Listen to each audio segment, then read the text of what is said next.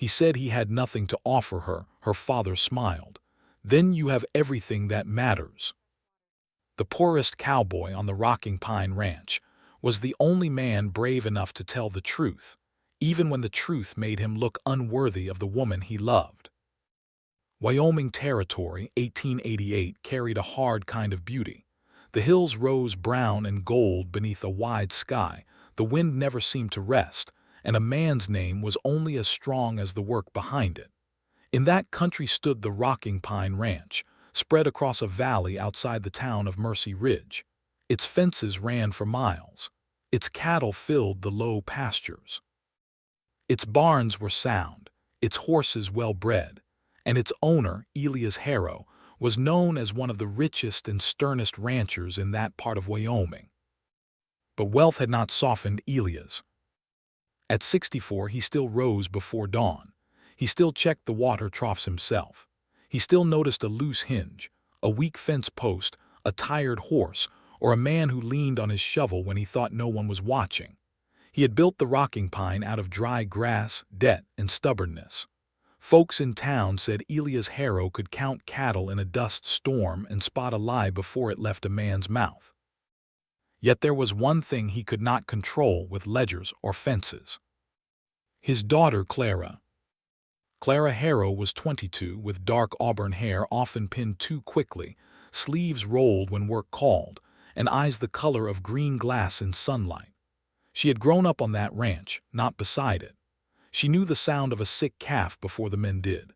She could mend a saddle stitch, read a cattle bill, and ride through Rough Creek land with her skirt tied back and her chin lifted against the wind.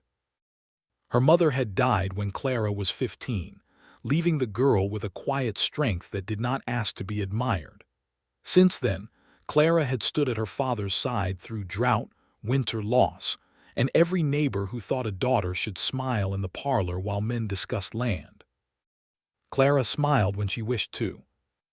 And she listened always.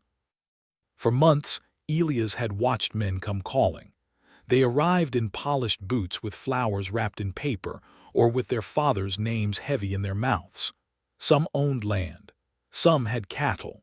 Some spoke of Clara as if marrying her would be the same as acquiring another pasture. Elias let them talk. Clara let them leave. Only one man never came calling. Nathan Cole.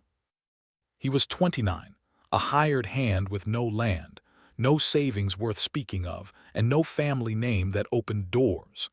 He had ridden into Mercy Ridge 3 years before on a lean gray horse, carrying a bedroll, a worn saddle, and a silence that made men either trust him or resent him. His father had died in a mine collapse near Rock Springs. His mother had followed a winter later after fever took what strength grief had left her. Nathan had been on his own since 17. He did not complain about it. He worked. That was the first thing Elias noticed. Nathan worked like a man who had made peace with hardship but had not let it make him cruel. He rose early, stayed late, and never offered excuses unless an explanation was needed. He was gentle with horses, steady with cattle, and quiet around Clara. Too quiet. That was the thing Clara noticed. Other men leaned against porch posts and tried to make her laugh. Nathan stepped out of her path before she reached him. Other men praised her hair, her hands, her eyes, her father's ranch. Nathan touched the brim of his hat and said, "Morning, Miss Harrow," as if every word had been measured and locked in place before leaving his mouth. At first, Clara thought he disliked her. Then one late afternoon in April, she saw him behind the north barn with an injured foal. The foal had torn its leg on a loose strip of wire. It trembled against the barn wall, wild-eyed and ready to kick. 2 men had already given up trying to calm it. Nathan came without speaking. He took off his gloves, crouched low in the dust, and waited. He did not grab. He did not curse. He laid one hand against the ground where the foal could see it. The wind moved through the yard. A loose lantern creaked on its hook. Clara stood half-hidden near the wash line, a damp sheet in her hands, watching. For nearly 10 minutes, Nathan did nothing but breathe softly and speak to the animal in a low voice. "That's it," he whispered. "Ain't the whole world against you, just hurts some, that's all." The foal stopped shaking. Nathan cleaned the wound, wrapped it with careful hands, and stood only when the animal let him. He never looked around to see who had witnessed it. He simply picked up the bloody cloth, rinsed his hands at the pump, and went back to mending the gate. Clara kept holding that damp sheet long after the wind had cooled it. That was the first time she wondered what kind of pain had made Nathan Cole so patient with frightened things. The second time came a week later. A storm had rolled over the valley just after supper, hard and fast, rattling the windows and throwing rain against the house like gravel. Clara heard shouting near the lower corral. She grabbed her shawl and stepped onto the porch before her father could stop her. Lightning split the sky. One of the younger hands, Billy Sayer, had slipped in the mud while trying to close the corral gate. A frightened mare had knocked him down, and the gate swung loose in the wind. Nathan reached him first. He pulled Billy clear, shoved the gate closed with his shoulder, and took the mare's rope burn across his palm without a sound. By the time Clara reached the steps, Nathan was walking Billy toward the bunkhouse, his own hand dripping rain and blood into the mud. "You're hurt," Clara called. Nathan stopped. For one breath, the whole storm seemed to hold still between them. "It's nothing, Miss Harrow." "It is not nothing." Her father stood behind her in the doorway, watching. Nathan looked at Elias before answering, as if even pain needed permission on another man's ranch. "I'll wash it." Clara went inside and returned with clean cloth and salve. Nathan did not want to take them. She saw it in the set of his jaw. Still, she stepped closer and placed the bundle in his uninjured hand. "You helped Billy," she said. "Let someone help you." Rain ran from the brim of his hat. His eyes met hers, gray as the storm and just as guarded. "Thank you," he said. Only 2 words. But Clara felt them longer than she should have. From the porch, Elias Harrow saw that look pass between them.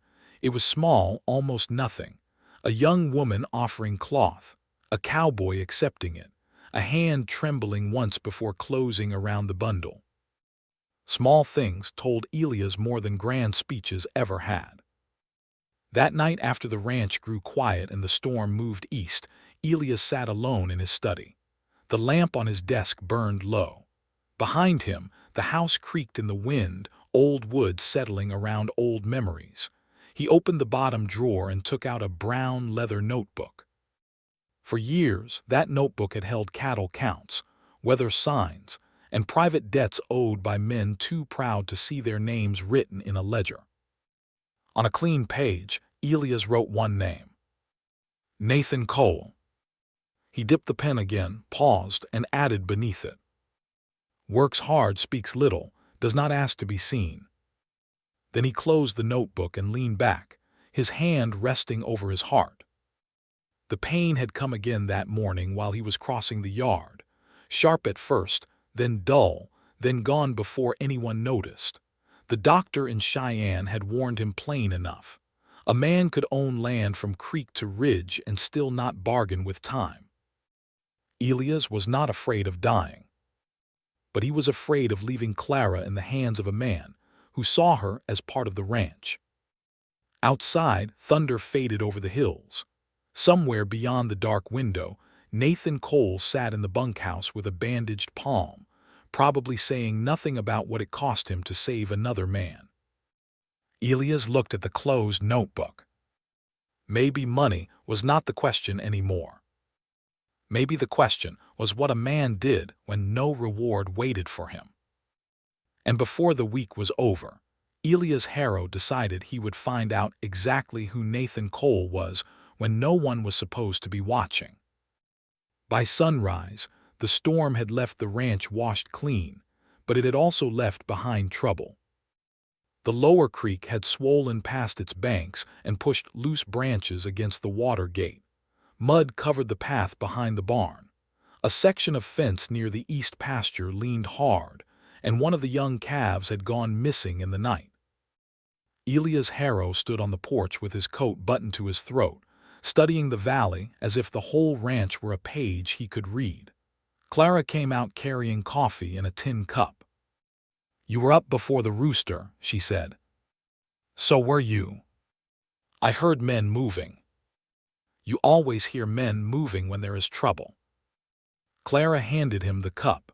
Her eyes moved toward the bunkhouse, where Nathan Cole stepped out with his left hand bandaged, his hat pulled low, and his boots already wet from the yard. He did not look toward the porch at first. He went straight to the corral, checked the latch, then bent to inspect the mud around the gate. Elias watched Clara watching him. "You gave him salve last night," he said. "He was hurt. Men get hurt. And women are allowed to notice." Elias almost smiled, but he hid it behind the coffee cup. "I did not say otherwise." Clara's cheeks warmed, but she did not look away from the yard. Nathan had found something in the mud. He knelt, touched the ground with 2 fingers, then looked toward the creek. "The missing calf," Clara said. Elias nodded, "Likely." Before he could call out, Nathan was already moving. He took a coil of rope from the barn wall, whistled for his gray horse, and spoke quickly to Billy Sayer, who still limped from the night before. Billy shook his head as if he wanted to go with him, but Nathan placed one firm hand on the boy's shoulder and said something that made Billy stay. Then Nathan rode out alone. Clara stepped down from the porch. Elias caught her with one word, "No." She turned, "Father, the creek is high. That is why he should not go alone. He knows what he is doing. So do I." Elias looked at his daughter. The morning light caught the stubborn lift of her chin, and for a moment he saw her mother so clearly it hurt. He lowered his voice. "Clara, some dangers do not become smaller because your heart tells you to ride toward them." Her face changed at that. "Not much, just enough." "My heart is not foolish," she said. "I know." "Then do not speak to me as if it is." Elias said nothing. Clara looked toward the creek road, where Nathan had disappeared behind a line of cottonwoods. Wind shook rain from the branches. At last Elias said, "Saddle Juniper, stay on the ridge, do not cross the water." Clara was already moving before he finished. An hour later, she found Nathan near the bend of Willow Creek. He had tied his horse above the bank and was moving carefully along the edge, following small tracks pressed into the wet ground. The missing calf stood on a narrow strip of land below, trapped between the swollen water and a mess of broken brush. It cried weakly, its legs shaking. Nathan turned when he heard Clara's horse. His expression tightened. "Miss Harrow, you should not be here. And you should not be climbing down there with one good hand. It is not deep if I stay near the rocks. It is deep enough to take a calf. That calf is scared. If we wait, it may step wrong." Clara swung down from the saddle. "Then tell me what to do." Nathan looked at her and she could see the argument in his eyes. Not anger, fear, not for himself but for her. It touched something soft in her, but she kept her face steady. "I can hold a rope," she said. "I can lead a horse. I can follow orders when they are sensible." For the first time since she had known him, Nathan looked as if he might laugh. He did not, but the corner of his mouth almost moved. "Yes, ma'am," he said quietly. He tied one end of the rope around his waist and gave the other to Clara. "Keep it around that trunk. If the mud gives under me, pull hard and do not come down after me." "I will pull hard." "Promise me you will not come down after me." The way he said it made her hand tighten around the rope. "I promise," she said. Nathan climbed down the bank with slow care. Mud broke beneath his boots.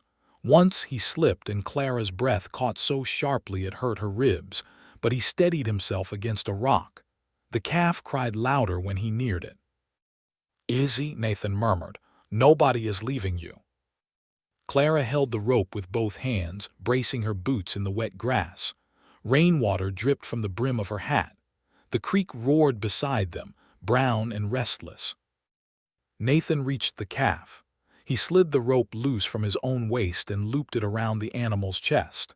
His bandaged hand was dark with wet mud now, but he worked gently, speaking low until the calf stopped fighting. "Pull when I say," he called. Clara nodded. The first pull brought the calf halfway up the slope. The second pull sent mud sliding beneath Nathan's boots. He dropped to one knee, shoving the calf upward with his shoulder while Clara leaned back with all her strength. "Now," Nathan shouted. Clara pulled until her palms burned. The calf tumbled onto the grass, shaking but safe. Then the bank under Nathan gave way. Clara screamed his name before she could stop herself. Nathan slid toward the creek, grabbing at roots with his injured hand. The rope snapped tight around the calf, useless now. Clara dropped beside the tree, reaching down, but the bank was too steep. Nathan's fingers caught a thick root just before the water reached his boots. "Do not come down," he shouted. "I am not leaving you there." "Clara." It was the first time he had spoken her name. "Not Miss Harrow, not ma'am, Clara." The sound of it froze her for half a heartbeat, and in that small space she saw the fear in his face. Not fear of falling, fear that she would risk herself for him. She grabbed the loose rope, threw it around the tree, and dropped the end toward him. "Take it," she shouted, "and do not argue with me." He caught it with his good hand. She pulled. Her boots slipped. The rope burned through her gloves. Nathan climbed one painful foot at a time until he reached the grass and rolled onto his back, soaked, muddy, breathing hard. Clara fell to her knees beside him. For a moment neither spoke. The wind moved through the cottonwoods. The rescued calf stumbled toward Juniper's legs. Nathan turned his head and looked at Clara, mud on his cheek, water in his hair, and something unguarded in his eyes. "You promised," he said. "I promised not to climb down." "You nearly did. You nearly fell. That is different." "No," she said softly, "it is not." His gaze moved to her hands. Her gloves were torn. A small line of blood showed across one palm. Nathan sat up at once. "You're hurt." Clara looked at the cut, then at his soaked bandage. "So are you." The quiet between them changed. It became warmer and more dangerous than the morning cold. Nathan reached for her hand, then stopped himself before touching her. That small stop told Clara more than a confession. He wanted to care for her, but he was still holding himself back, still standing behind a fence he had built inside his own heart. Back at the ranch, Elias watched them ride in with the calf between them. Clara's dress was muddy. Nathan's bandage needed changing. Both looked as if the creek had taken something from them and given something back. Elias said nothing in front of the men. But that night when the house was quiet, he opened the brown notebook again. Under Nathan's name he wrote. Risked himself for what was helpless, feared more for Clara than for his own life. Then he paused, remembering the way Nathan had looked away from Clara in the yard, as if affection itself were a temptation he had no right to touch. Elias dipped the pen once more. Loves her but believes he is too poor to say it. He closed the notebook slowly. The first test had not yet begun. But Elias Harrow already knew one thing. Nathan Cole's heart was far richer than the pockets he tried so hard to hide. The first real test came 3 days later, though Nathan Cole did not know it was a test at all. Elias Harrow chose a morning when the air smelled of sage and wet earth, when the ranch had settled back into its usual rhythm after the storm. Men moved between barn and corral. Horses stamped at flies. Clara stood at the porch rail, tying a blue ribbon around a basket handle for Mrs. Bell at the church kitchen. She had told herself she was not looking for Nathan. Then she looked anyway. He was near the tack room, his sleeves rolled, checking a saddle strap that one of the younger hands had nearly missed. His injured palm had healed some, but he still moved it with care. Every so often he flexed his fingers as if they pained him. He did not complain. Clara had learned that about him. Payne could sit right beside Nathan Cole and never get a word of attention unless it stopped him from doing a job right. Elias stepped out of the house behind her. "You are tying that ribbon tight enough to hold a wagon wheel," he said. Clara glanced down and loosened it. "It keeps slipping." "The ribbon." She gave him a look. "Yes, father, the ribbon."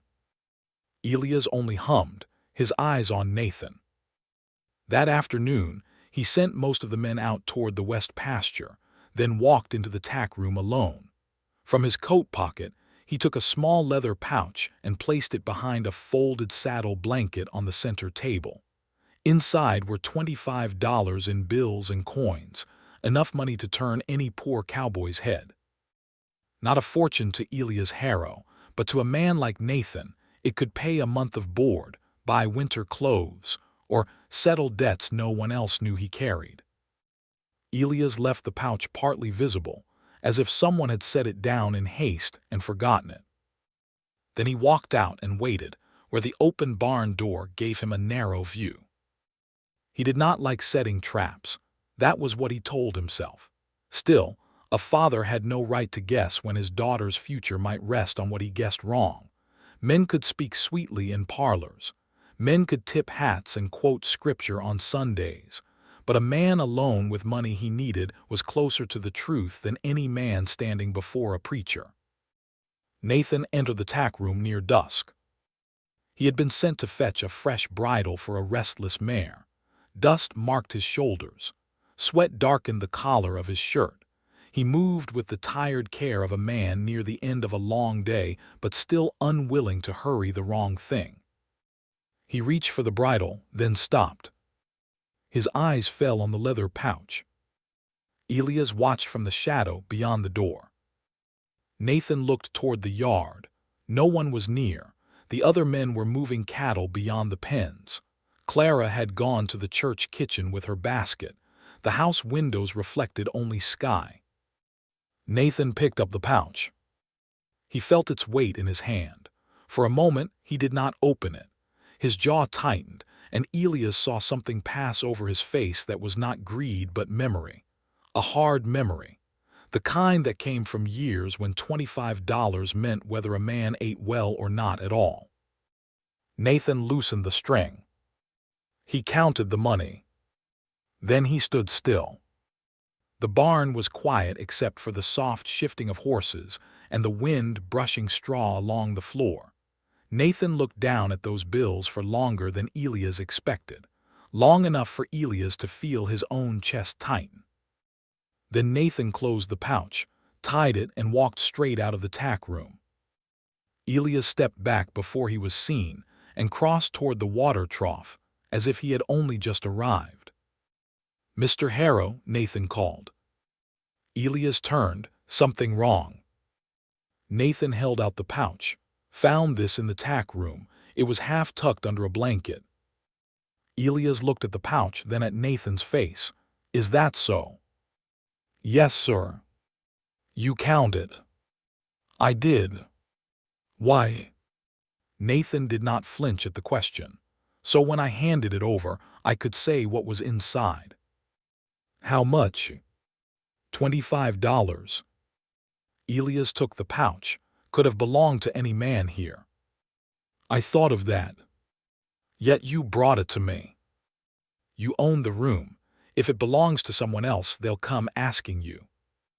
Elias studied him. "You ever need $25, Nathan?"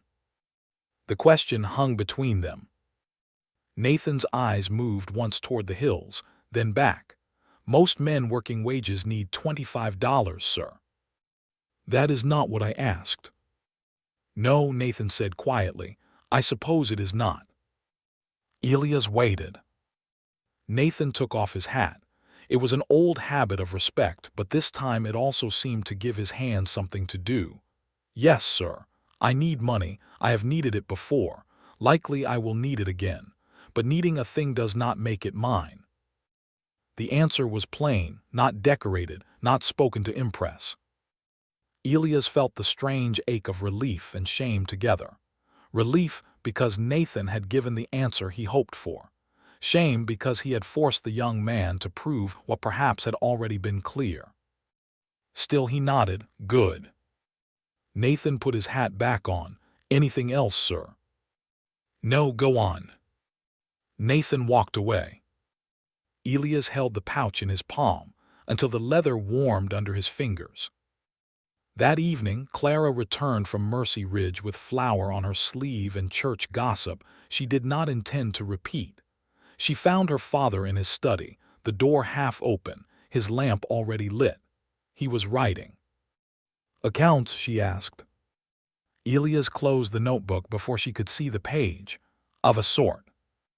She leaned on the doorframe. You look pleased. A man can be pleased without needing to explain it. Not in this house.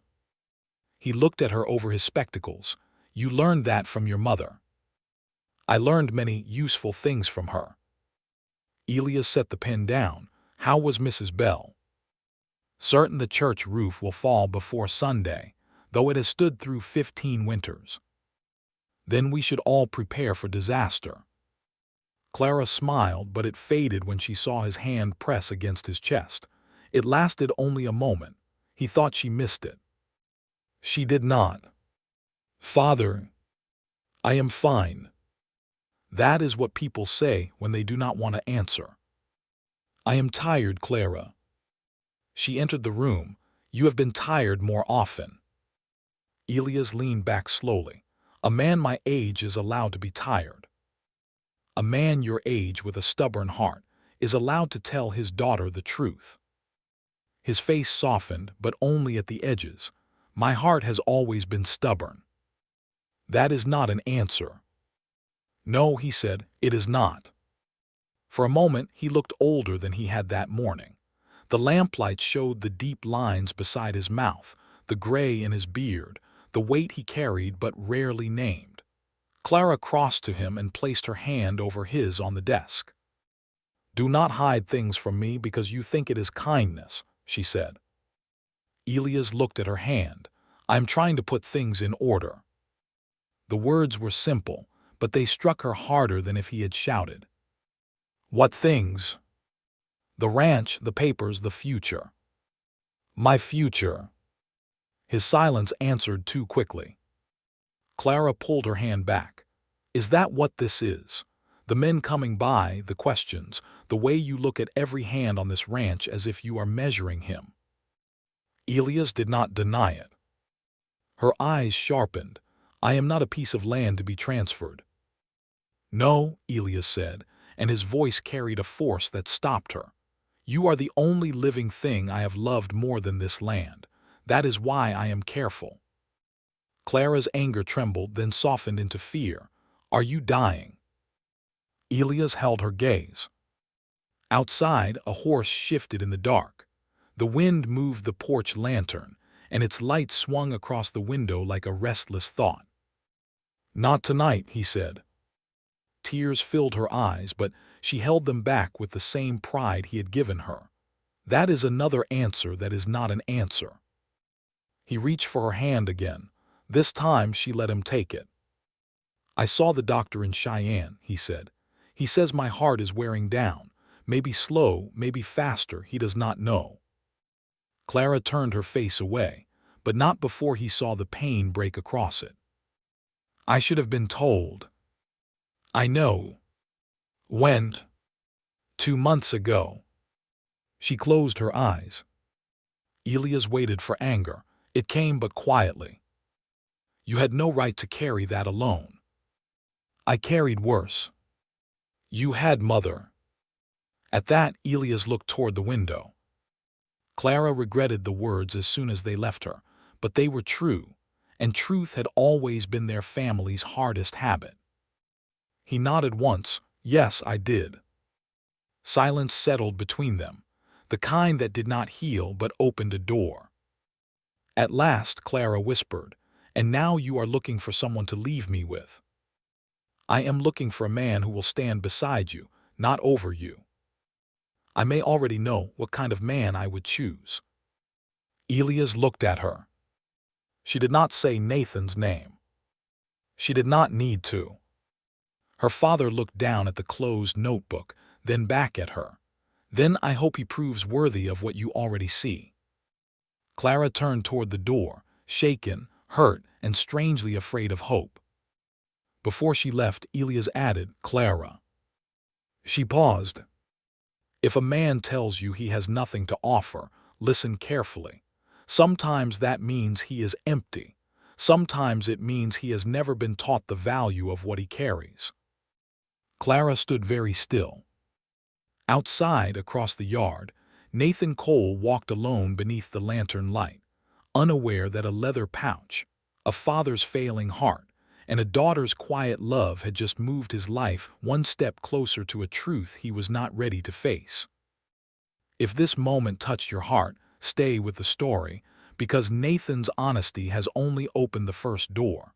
The harder test is still waiting. The next morning, Clara Harrow did not come down for breakfast. Elias sat at the head of the long table with coffee cooling beside his plate, listening to the quiet above him. The house had never felt large when Clara's mother was alive. Back then, even silence seemed to have warmth in it. But after Mary passed, every empty chair became a reminder.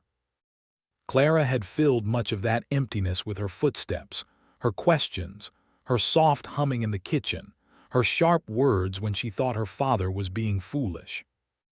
That morning, there was only the ticking clock and the wind pressing against the windows. Elias knew he had hurt her. He also knew the truth had been coming for a long time. Outside, the ranch moved on because ranches did not pause for grief, worry, or a father's failing heart. Men called to one another near the corrals. A wagon rattled past the barn. Somewhere, a calf bawled for its mother. Elias forced himself to stand, took his coat from the chair, and walked out onto the porch. Nathan Cole was already saddling a chestnut mare for the West Range. Elias watched him from the porch steps. Nathan's hat was low, his movements steady, his shoulders carrying the same quiet burden they carried every day. There was nothing proud about him, nothing polished. A man could miss his worth at first glance if he only knew how to count land and cattle. Elias had counted both all his life. Now he was learning to count differently. "Nathan," he called. Nathan turned at once. "Sir." "Ride into Mercy Ridge today." Nathan paused. "For supplies." "For business." Elias came down the steps slower than he liked. Nathan noticed. His eyes shifted to Elias' hand, then his breathing, but he said nothing. That was another mark in his favor. Some men turned concern into noise. Nathan turned it into attention. Elias handed him a folded paper and a small pouch of money. "Take this to Mr. Dunleavy at the bank. He is expecting payment for the new pump and the west pasture nails. There should be $8 left after the account is settled. Bring it back with a receipt." Nathan accepted the pouch. "Yes, sir." "And stop at Bell's Mercantile.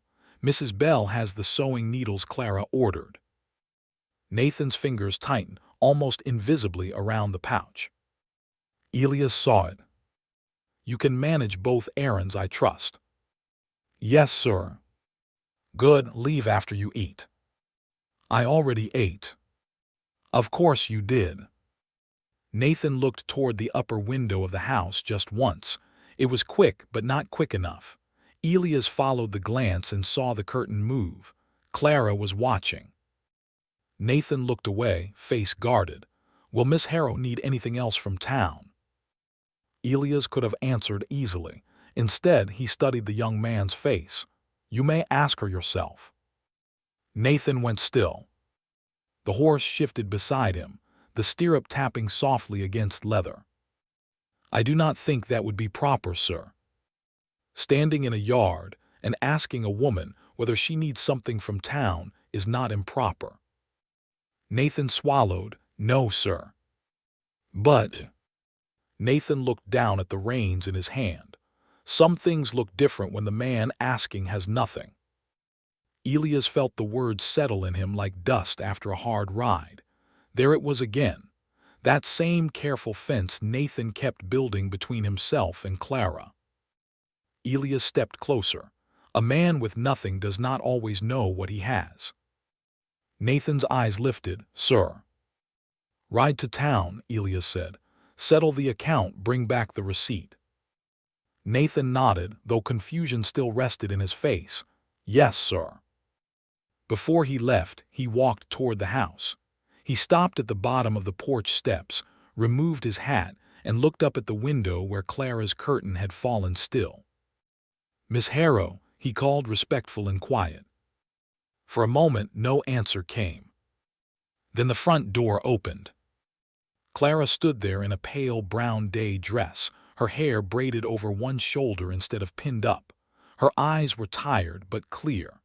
Nathan looked at her only long enough to be polite, then lowered his gaze. "I am riding to Mercy Ridge," he said. "Your father said Mrs. Bell has needles for you. Is there anything else you need from town?" Clara looked at the hat in his hands. She thought of the creak, of his voice calling her name, of the way he had nearly touched her injured palm and stopped himself. "Yes," she said. Nathan waited. She stepped onto the porch, holding a small envelope. "Would you mail this for me?" He took the envelope carefully. Their fingers did not touch. Somehow that made the moment feel more intimate, not less. "Yes, ma'am. It is for my aunt in Colorado. I will see it posted." "And Nathan." His eyes came up at the sound of his name. Clara's voice softened. "Do not let Mrs. Bell charge father extra for the needles. She forgets that I can read price tags." A small breath left him, almost a laugh. "I will keep watch." "Good." Their eyes held one heartbeat too long. From the yard, Elias pretended not to see.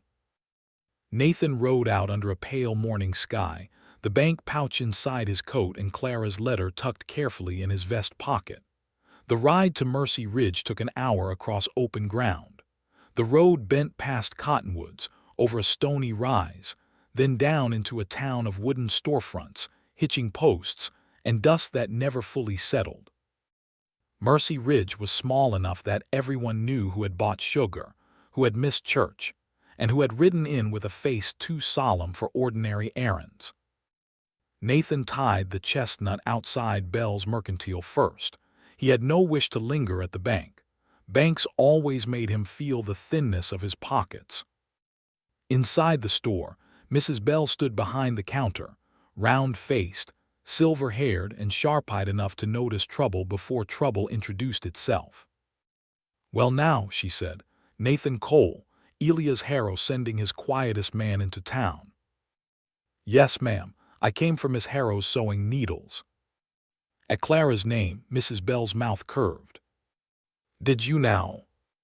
Nathan kept his face still, "and to post a letter." Mrs. Bell took the envelope and placed it beside the outgoing mail box. "Aunt Lydia, I see. Clara writes her every month. Sweet girl, that Clara. Too sweet for half the men who think themselves worthy." Nathan said nothing. Mrs. Bell set a paper packet of needles on the counter. "You tell Clara I put in the smaller size too. No charge." "She will be grateful." "And you?" Nathan blinked. "Ma'am."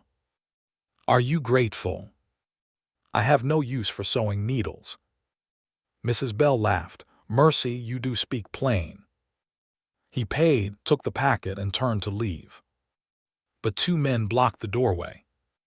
Caleb Voss stood in front, polished boots clean despite the dusty street. A silver watch chain stretched across his vest. His father owned the Triangle V, a ranch east of town, rich in cattle and richer in arrogance. Caleb had come calling at the Harrow place twice and left both times with flowers still in hand.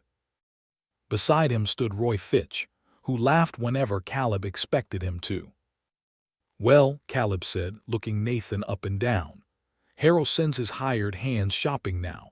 Times must be hard at Rocking Pine. Nathan touched the brim of his hat. Mr. Voss. Caleb's eyes dropped to the packet in Nathan's hand. Needles, that for Clara. Nathan did not answer. Roy snickered. Caleb stepped closer. Careful carrying things for her. A man might get ideas above his station. Mrs. Bell's face tightened behind the counter. Caleb Voss, either buy something or move out of the doorway. Caleb ignored her. His gaze stayed on Nathan. You know, I heard you pulled her out by the creek. That is not what happened. No, folks say she went riding after you, alone. Nathan's jaw set. Folks should be careful with her name. The store went quiet. Caleb smiled, slow and mean. Is that a warning from a hired man? It is a request from a man with manners. Roy shifted, suddenly less amused. Caleb's face hardened. He leaned in so only Nathan and Mrs. Bell could hear. Clara Harrow will marry land, cattle, and a name, not a drifter with mud on his cuffs. Remember that before you start looking at her like she could ever belong beside you. Nathan's hand tightened around the packet of needles until the paper bent. For 1 second, Mrs. Bell thought he might strike him. Instead, Nathan stepped aside. You are blocking the door, he said. Caleb stared at him, disappointed that he had not gotten the fight he wanted. Then he laughed and moved aside with a little bow. Nathan walked out. His face remained calm all the way to the bank. But inside his coat, Clara's letter felt heavier than the money. At the bank, Mr. Dunleavy counted the payment, wrote the receipt, and returned the remaining $8. Nathan placed the coins in a separate cloth wrap, checked the amount twice, then put the receipt in his pocket. He was halfway back to his horse when he saw a young woman standing outside the post office, searching the ground with tears in her eyes. She held a toddler against her hip, and another child clung to her skirt. Nathan recognized her as Ruth Miller, a widow who lived north of town. Ma'am, he said, stopping, you lose something. My rent money, she whispered, ashamed of the words. $3. I had it tied in a corner of my handkerchief. I must have dropped it between here and the store. Nathan looked along the boardwalk. Men passed without stopping.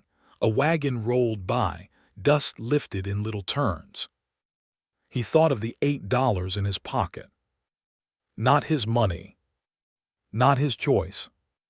He removed his hat and began searching the ground with her. For 20 minutes he looked under the post office steps, along the street edge, beside the water trough and beneath the mercantile porch. At last, near a barrel by the alley, he found a handkerchief caught on a splinter. Inside were 3 folded dollars. Ruth Miller covered her mouth when he handed it to her. God bless you, Mr. Cole. Nathan only nodded. Tie it deeper next time. She laughed through her tears. He rode back late. Elias was waiting near the barn when Nathan returned. Clara stood on the porch, trying to appear as though she had not been watching the road for half an hour. Nathan handed Elias the receipt and the cloth wrap. $8 left, he said. Bank account settled. Needles are for Miss Harrow. Mrs. Bell added smaller ones without charge. Elias counted the money. You were delayed. Yes, sir. Why? Nathan glanced toward Clara, then back. Mrs. Miller lost her rent money in town. I helped her find it. Elias held the coins in his palm. You stopped for a widow's $3 while carrying my 8. Yes, sir. Why? Nathan looked almost confused by the question, because she was crying. Clara's hand moved to her throat. Elias said nothing for a long moment. Then he nodded and walked into the house. That night he opened the brown notebook again and wrote. Trusted with money, returned every cent, defended Clara's name without raising a hand, stopped for a widow because she was crying. He paused, listening to Clara moving softly in the kitchen below. Then he added one more line. Caleb Voss sees Clara as a prize. Nathan Cole sees her as a person. Elias closed the notebook. And for the first time, he understood that choosing Nathan might not only protect Clara's future. It might save her from the wrong man first. By the end of June, Caleb Voss began visiting the Rocking Pine Ranch with a regularity that made the horses dislike him before the people said it aloud. He came in a polished black buggy the first time, wearing a fine gray coat better suited for a bank office than a dusty ranch road. He brought Clara a little box of sugared almonds wrapped in blue paper. She thanked him because she had been raised with manners, then set the box on the hall table and forgot it there until the cook used the almonds in a cake for the bunkhouse men. The second time, he came on horseback with a bouquet of white roses that had wilted before he reached the porch. He talked too loudly about his father's cattle and how the Triangle V would soon control the best water rights east of Mercy Ridge. Clara listened with one hand resting on the porch rail. Elias sat in his chair nearby, saying almost nothing. Nathan worked across the yard, repairing a wagon tongue beneath the shade of the barn. He did not look toward the porch, but Clara had learned enough by then to know that not looking could also be a kind of listening. Caleb laughed at his own story, then turned his smile on Clara. "A woman like you should not have to concern herself with broken wagons and winter feed," he said. "Once you are married, such worries will belong to men." Clara's face remained calm. "My father's ranch has been my concern since I was old enough to carry a water pail." Caleb waved a hand. Of course, I only mean you deserve ease. I do not dislike work. You would if someone gave you the chance." Elias' eyes narrowed. Across the yard, Nathan's wrench stopped moving. Clara looked at Caleb a moment longer than politeness required. "Mr. Voss, the kind of ease you speak of sounds very close to being placed on a shelf." Caleb blinked, then laughed as if she had made a charming joke. "You are spirited. I admire that." Clara did not smile. When Caleb left that afternoon, Elias watched his buggy disappear down the road in a cloud of dust. "He admires himself enough for two people," Clara said. Elias gave a dry cough that might have been a laugh. "That he does. Yet you let him come." "I let many men come." "Why?" "To see how you send them away." Clara looked at him. "That is your answer." "It is an honest one." She leaned against the porch post, her gaze drifting toward Nathan. He had gone back to the wagon tongue, but his shoulders looked tight. "And if I already know the man, I would not send away." Elias followed her eyes. "Then he had better learn to come closer than the barn." Clara's mouth softened, then tightened. "He will not." "Why?" "He thinks poverty is a sin." "No," Elias said quietly. "He thinks loving you would be theft." That struck her into silence. Elias stood slowly, his hand on the porch rail until the dizziness passed. Clara noticed, but this time she did not press. He had begun telling her more since the night in the study. Not everything, never as much as she wished, but enough that fear no longer had to live alone in her imagination. "I have another errand for Nathan tomorrow," Elias said.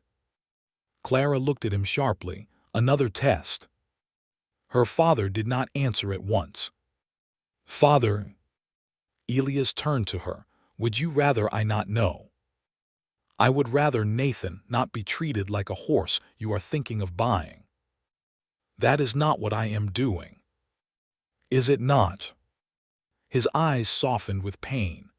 "Clara, when your mother agreed to marry me, I had 70 acres, 6 cows, 1 bad roof, and boots with holes in them.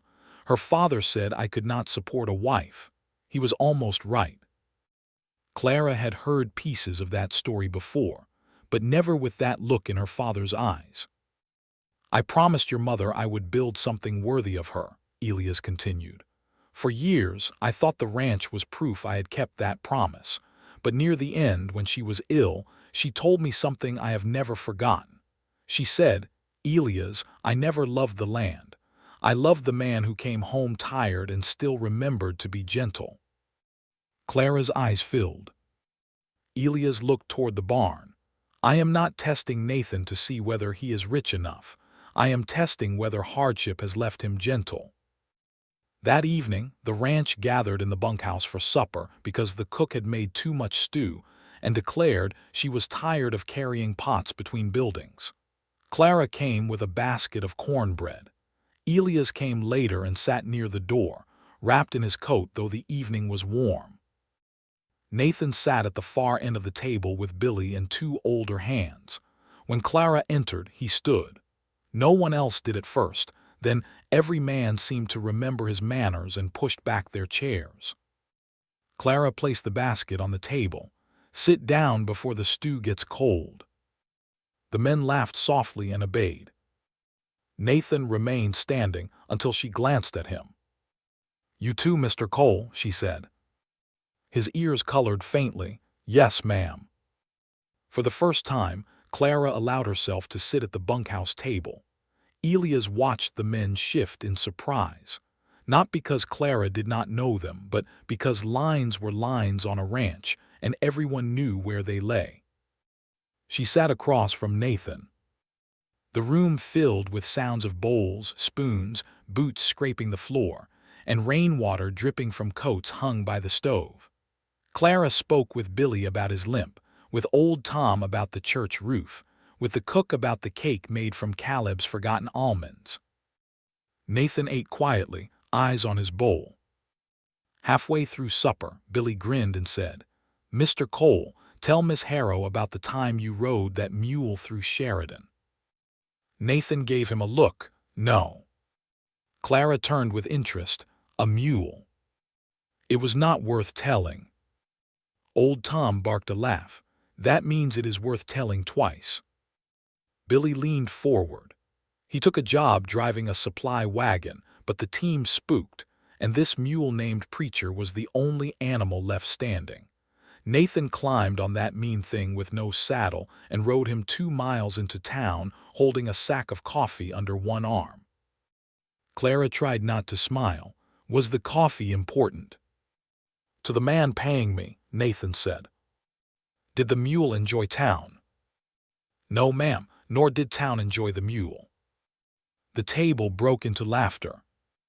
Clara saw something then that she had not seen before. Nathan smiling. Not fully, not freely, but enough to change his whole face. The hard lines softened. The guarded eyes warmed. He looked younger for one breath, like a man he might have been if life had not asked him to grow old so early. Then Caleb Voss appeared in the bunkhouse doorway. The laughter faded. He stood there in a dark riding coat, rein on his shoulders, looking at Clara seated among ranch hands as if he had opened the door on something improper. "Miss Harrow," he said, "I went to the house. The cook said you were here." Clara set down her spoon. "As you see." Caleb looked around the room, his smile thin. "I had hoped to speak with you privately."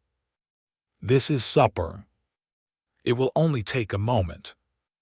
Elias' voice came from near the stove. "Then say it here." Caleb glanced at him, displeased but careful. "Mr. Harrow." "Mr. Voss." The room held its breath. Caleb stepped inside. His eyes flicked to Nathan, then back to Clara. "My father is hosting a gathering next Saturday at the Triangle V. Several families will attend. I would be honored if you allowed me to escort you." Clara folded her hands. "Thank you, but no." Caleb's smile remained, though his eyes hardened. "Perhaps you should consider before answering." "I considered." "Your father may think differently." "My father heard me." Elias leaned back in his chair. "I did." A quiet smile touched old Tom's face. Caleb's pride flushed red along his neck. "I see." But instead of leaving, he turned his gaze on Nathan. "Maybe I chose a poor time. I had not realized Miss Harrow now takes supper with hired men." Nathan's chair moved back slowly. Clara stood first. You will not insult my father's men in their own bunkhouse. Caleb gave a small bow. I meant no insult. You did. The room went still. Nathan's eyes stayed on Caleb, but his voice was low. Miss Harrow has answered you. Best ride home before the road gets worse. Caleb's mouth twisted. Are you giving orders now? No, Nathan said, just advice.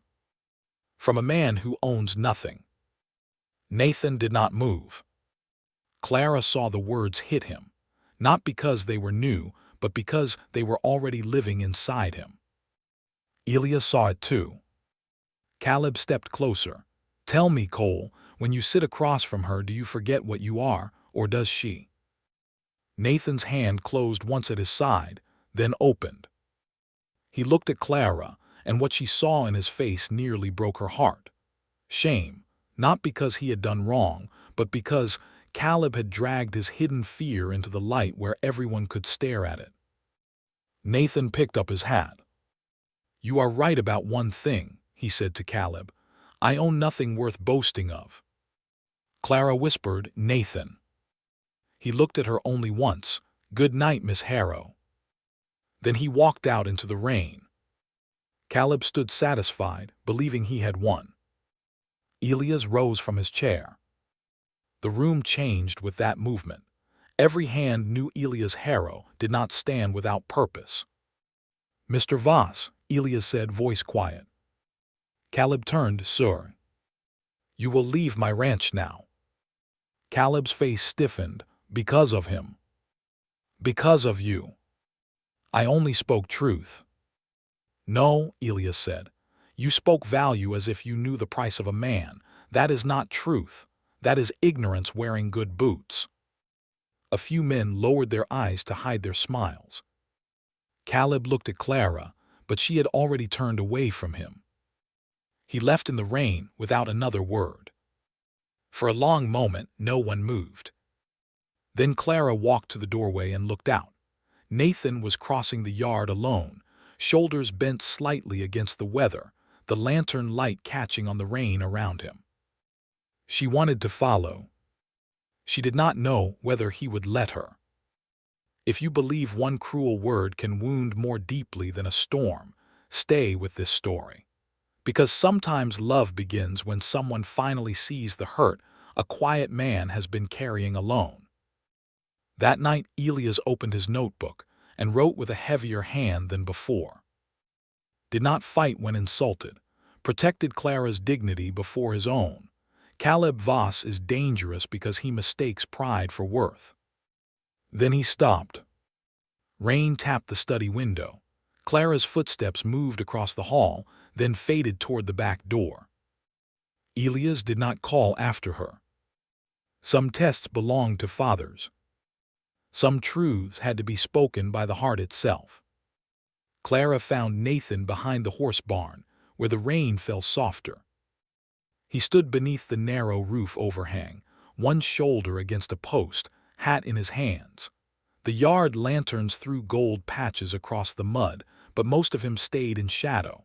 Beyond the barn, horses shifted and breathed in their stalls, calm in a way people rarely were after being hurt. Clara stopped a few steps away. Nathan did not turn at first. You should go inside, he said. Rain is getting cold. So is standing alone in it. I am not standing in it. No, she said, you are hiding beside it. That brought his head around. His face was calm, but Clara had learned the difference between calm and unharmed. The words Caleb had spoken in the bunkhouse had found old bruises.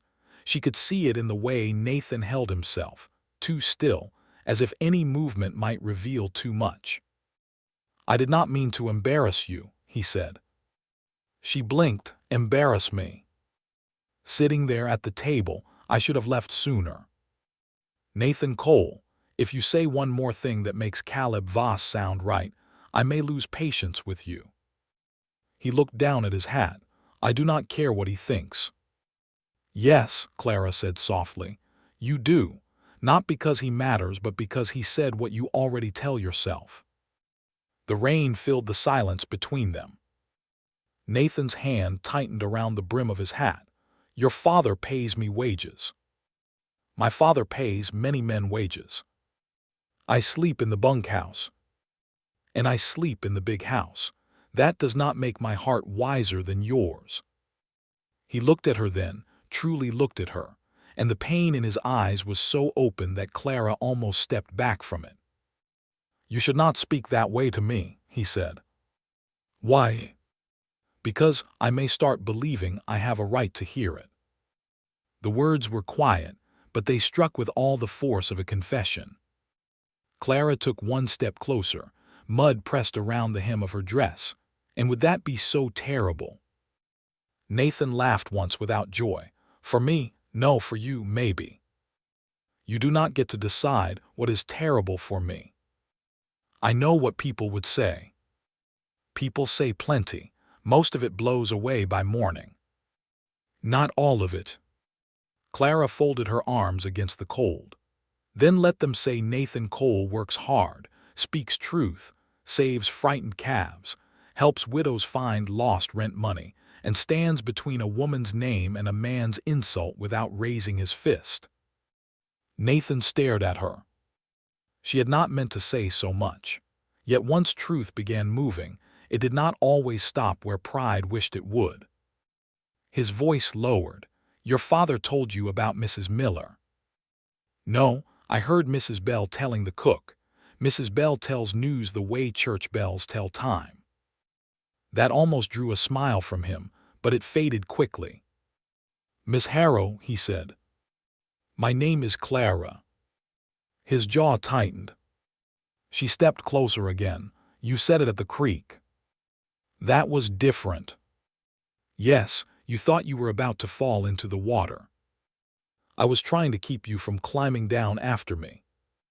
And now I am trying to keep you from climbing down after me in a different way. Clara's breath caught. For a moment, the whole night seemed to lean toward them. The rain tapped the roof. A horse blew softly in the barn. The lantern flame shook in the wind and put moving light across Nathan's face. He looked away first. I have seen what happens when poor men reach for things rich men guard, he said. They get reminded of their place. You are not reaching for my father's ranch. No, he swallowed. That is not the thing I am afraid of wanting. Clara's hands loosened at her sides. Nathan closed his eyes briefly, as if the words had escaped before he could stop them. When he opened them, he looked tired, not from the day's work, from years of keeping his own heart tied down. I should not have said that. I am glad you did. You should not be. I am tired of being told what should make me afraid. He gave her a hard, helpless look, and I am tired of wishing for what I cannot give a proper life. Clara's voice softened. What do you think a proper life is? A house that is mine, land I can put your name on, money enough that you never have to wonder if winter will break us, a table where you are not counting flour in your head, a name people respect before you enter a room. Clara listened, and the ache in her chest changed shape. Nathan, she said, I have all those things already. That is my point. No, that is your mistake. She looked toward the dark outline of the ranch house. I have a house, land, money, a name, and men still come here speaking as if I am something to be managed. Those things do not protect a woman from loneliness. They do not make a man kind. They do not sit beside her when grief wakes her in the night. Nathan said nothing. My mother had this house, Clara continued. She had this land. She had my father's name. But what she loved was that he remembered how she took her coffee, that he warmed her hands before church in winter, that when she became too weak to walk to the garden, he carried her outside so she could smell the lilacs one more time. Her voice trembled, but she did not hide it. That is a proper life to me. Nathan's eyes changed. He looked as if she had opened a door in a room he had thought was wall. Still, he did not move toward her. "I do not know how to be more than I am," he said. "Then stop trying to be more for people who see less." A sound came from behind them. Both turned. Elias stood near the corner of the barn, his coat dark with rain, one hand resting against the wall for balance. Clara's face paled. "Father." Nathan straightened at once. "Sir." Elias' breathing was rougher than it should have been, but his eyes were clear. "I did not come to listen." Clara wiped quickly at her cheek. "Then why did you come?" "To make sure my daughter had not ridden into the rain after a man who would run all the way to Montana, rather than admit he loves her." Nathan looked as if the ground had dropped beneath him. Elias shifted his attention to him. "Am I wrong?" Nathan opened his mouth, then closed it. The old rancher gave a tired sigh. "That is the trouble with honest men. They sometimes treat silence like it is not a lie." The words landed hard. Nathan's face tightened. "I would never lie to you, sir." "You have been lying to yourself for months. That kind usually hurts more people." Clara looked between them, breath held. Elias stepped under the overhang out of the rain. For the first time, Nathan seemed to notice how pale he was. "You should be inside," Nathan said. "So everyone keeps telling me." "Sir, your hand." Elias looked down.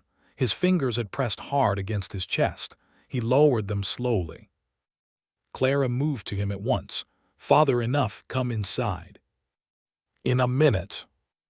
"No, now." Elias looked at her and softened.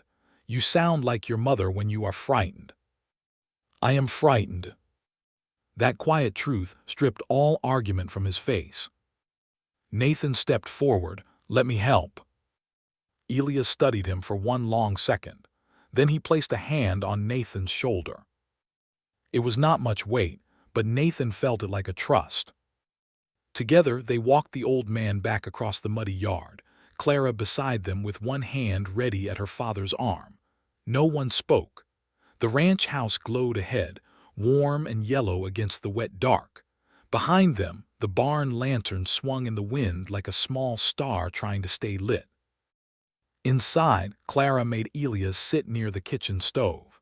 She wrapped a blanket around his shoulders while Nathan stood by the door, unsure whether to leave. Elias pointed to a chair. "Sit down, Nathan." Nathan sat. Clara heated water for tea, her hands trembling only when she thought no one watched. Nathan watched.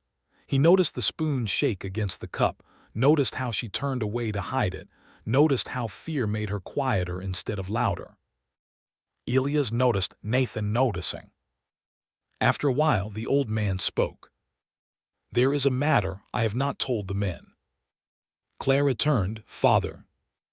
"They will know soon enough." Nathan straightened. Elias looked into the stove flame. "The rocking pine has a weak place, not in the herd, not in the books, in the water." Nathan frowned. "The East Spring." Elias nodded. "The deed is old. The boundary was drawn before the second survey. Caleb Voss's father has been sniffing around that spring for years. I thought the matter settled, but Mr. Dunleavy sent word from the bank. Triangle V is preparing a claim." Clara set the tea down slowly. "Can they take it?" "If they prove the old survey favors them, maybe. If they take it, we lose the best summer water on the East Range." Nathan's face hardened, not with anger but calculation. That would force half the herd west. "And crowd the winter feed," Elias said. Clara whispered, "Caleb knew." Elias nodded, "Likely." Nathan looked toward the window, rain streaking the glass. "That is why he keeps coming, not only for Clara." The use of her name slipped out before he caught it. Clara heard it, so did Elias. The old rancher said nothing about it. Instead, he reached into his coat and pulled out a folded paper. "I need a man to ride the old east boundary tomorrow," Elias said. There should be survey markers near Red Wash if the storm did not bury them. I need someone who will not miss what matters. Nathan took the paper. Clara looked at her father. You mean this is another test? Elias' tired eyes held hers. No, this is the ranch. Nathan unfolded the paper and studied the faded lines. His brow furrowed. If Triangle V is moving on the spring, he said, they may have men out there already. Elias nodded. That is why I am sending you before dawn.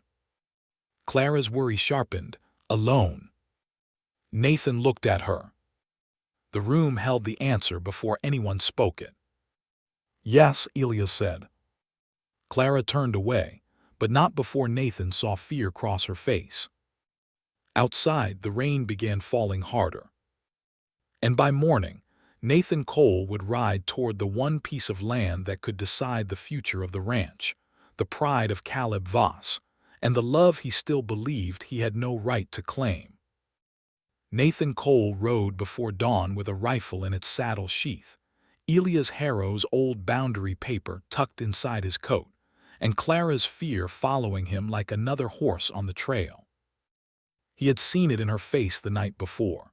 She had tried to hide it by turning toward the stove, by busying her hands with cups and cloth, by asking careful questions about the East Spring and the Red Wash markers. But fear had a sound, and Nathan knew it well. It had been in the soft break of her breath when Elias said he would ride alone. No one had feared for Nathan in a long time. He did not know what to do with it. The sky was still dark when he crossed the east pasture. His gray horse, Boone, moved sure-footed through grass wet from last night's rain. The world smelled of mud, sage, and coming sun. Far behind him, the rocking pine house sat in its pool of lamplight, small against the sleeping valley. Nathan did not look back after the first rise.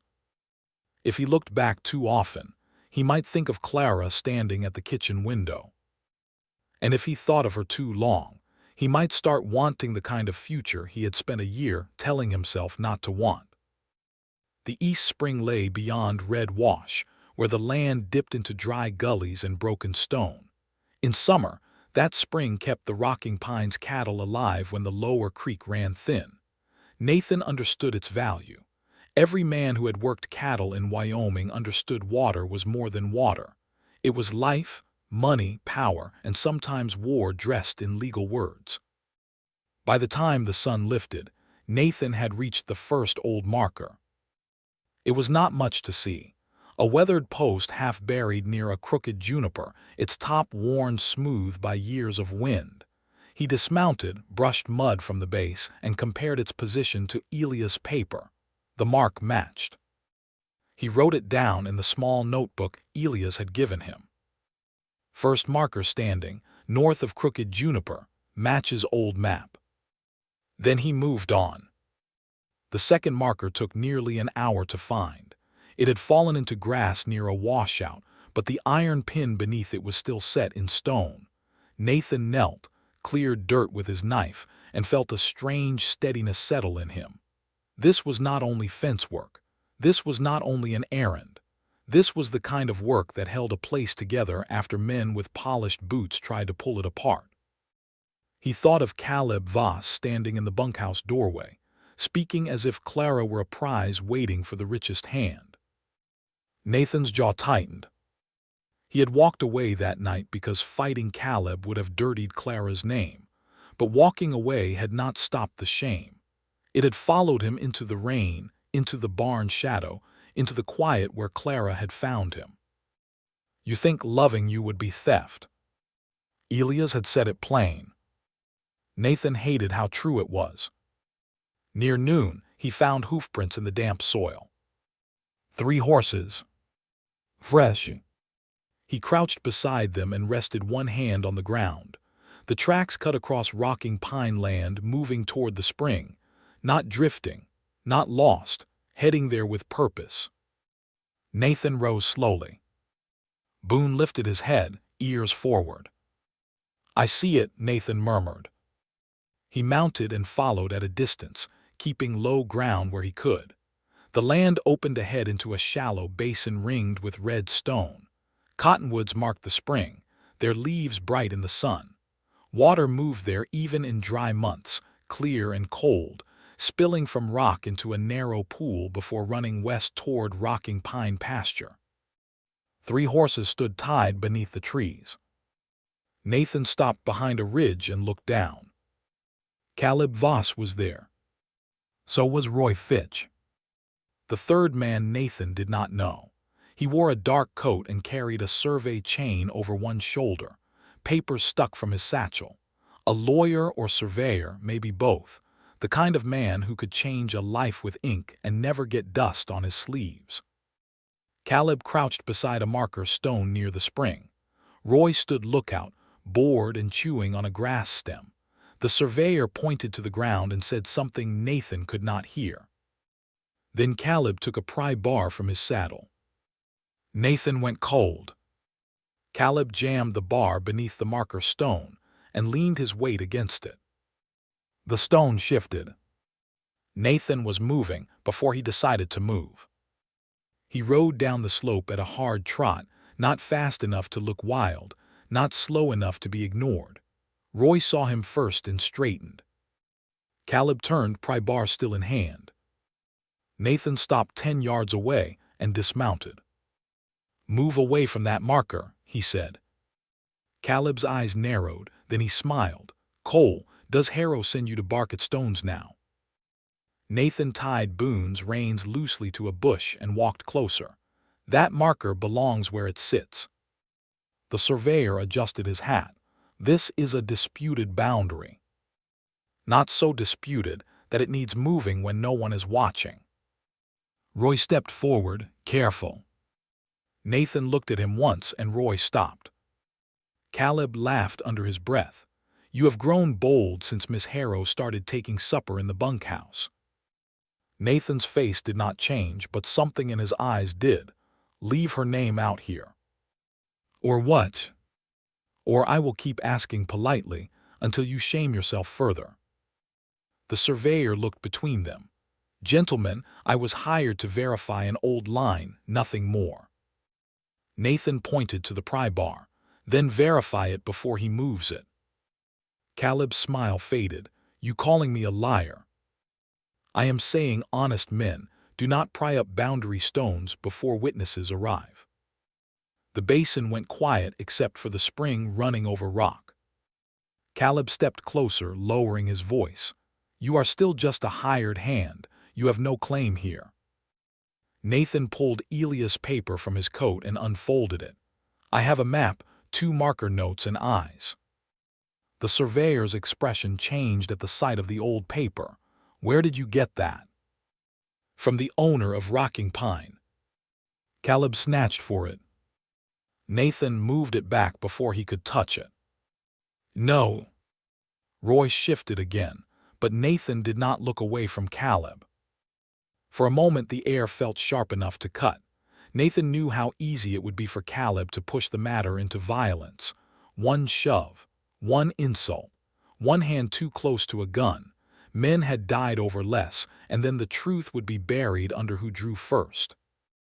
Nathan took a slow breath.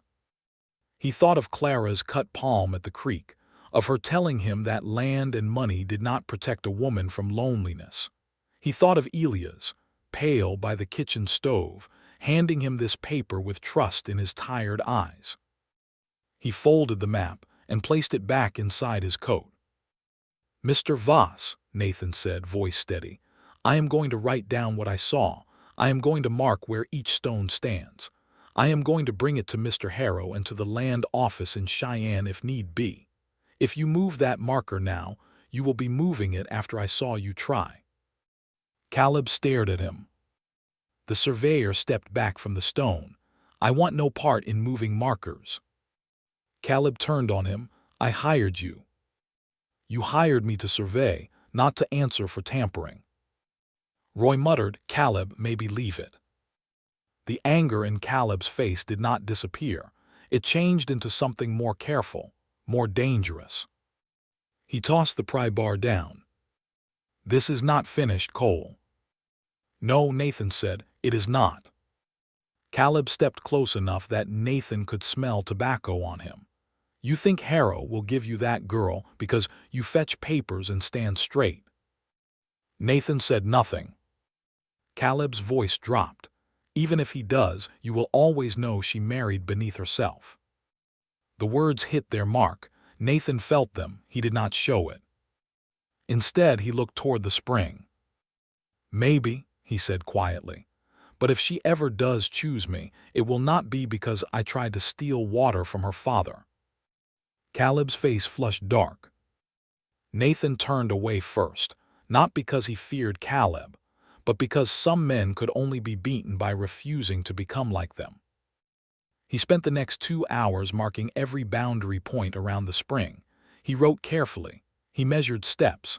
He sketched the basin, the cottonwoods, the stones, the old pin near the wash. The surveyor watched from a distance, uncomfortable but silent. Caleb and Roy finally rode off, their horses kicking dust toward the west road. Nathan did not leave until he had checked the last marker twice. By the time he reached the rocking pine, evening had covered the valley. Clara was in the yard before he dismounted. She must have heard Boone before anyone called out. Her face was pale with waiting, and the look in her eyes struck Nathan harder than any insult Caleb had thrown. "You are late," she said. "Yes." "You found trouble." "Yes." Her hand tightened around the porch post. "Are you hurt?" "No." She looked him over as if she did not fully trust the answer. Then her eyes lowered to the mud on his knees, the red dust on his coat, the old paper edge showing from inside his vest. Elias came out behind her, slower but alert. "What happened?" Nathan removed his hat. Caleb Voss was at the East Spring with Roy Fitch and a surveyor. He had a pry bar under the south marker when I arrived. Clara's mouth parted. Elias' face became stone. "Did he move it?" "No, sir, not after I saw him." Nathan handed over the notebook. "I found 2 old markers before the spring and all 3 around the basin. I wrote down placement and drew what I could. The surveyor saw the map and backed away from moving anything." Elias opened the notebook. His eyes moved over the pages. The yard seemed to hold its breath. At last Elias looked up. "You did this careful." "I tried." "You kept your temper." Nathan looked toward Clara for half a second, then back. "I kept her name clean." Clara looked down, but not before he saw emotion fill her eyes. Elias closed the notebook. "Good." The word was small, but everyone heard its weight. Nathan nodded and turned to take Boone to the barn, but Elias stopped him. "Nathan." "Yes, sir." The old rancher held up the notebook. "This may save the spring." Nathan did not know what to say. So he said the only thing that felt true. It needed saving. That night after supper, Clara found a folded scrap of paper tucked beneath the blue ribbon on her sewing basket. She opened it alone by her bedroom lamp. It was not a love letter. Nathan would not have dared. It was only a line in his plain hand. "The spring is still yours. I thought you should know before morning." Clara sat on the edge of her bed, holding that little paper as if it were worth more than every polished speech Caleb Voss had ever brought to her porch. Downstairs, Elias Harrow opened his brown notebook again.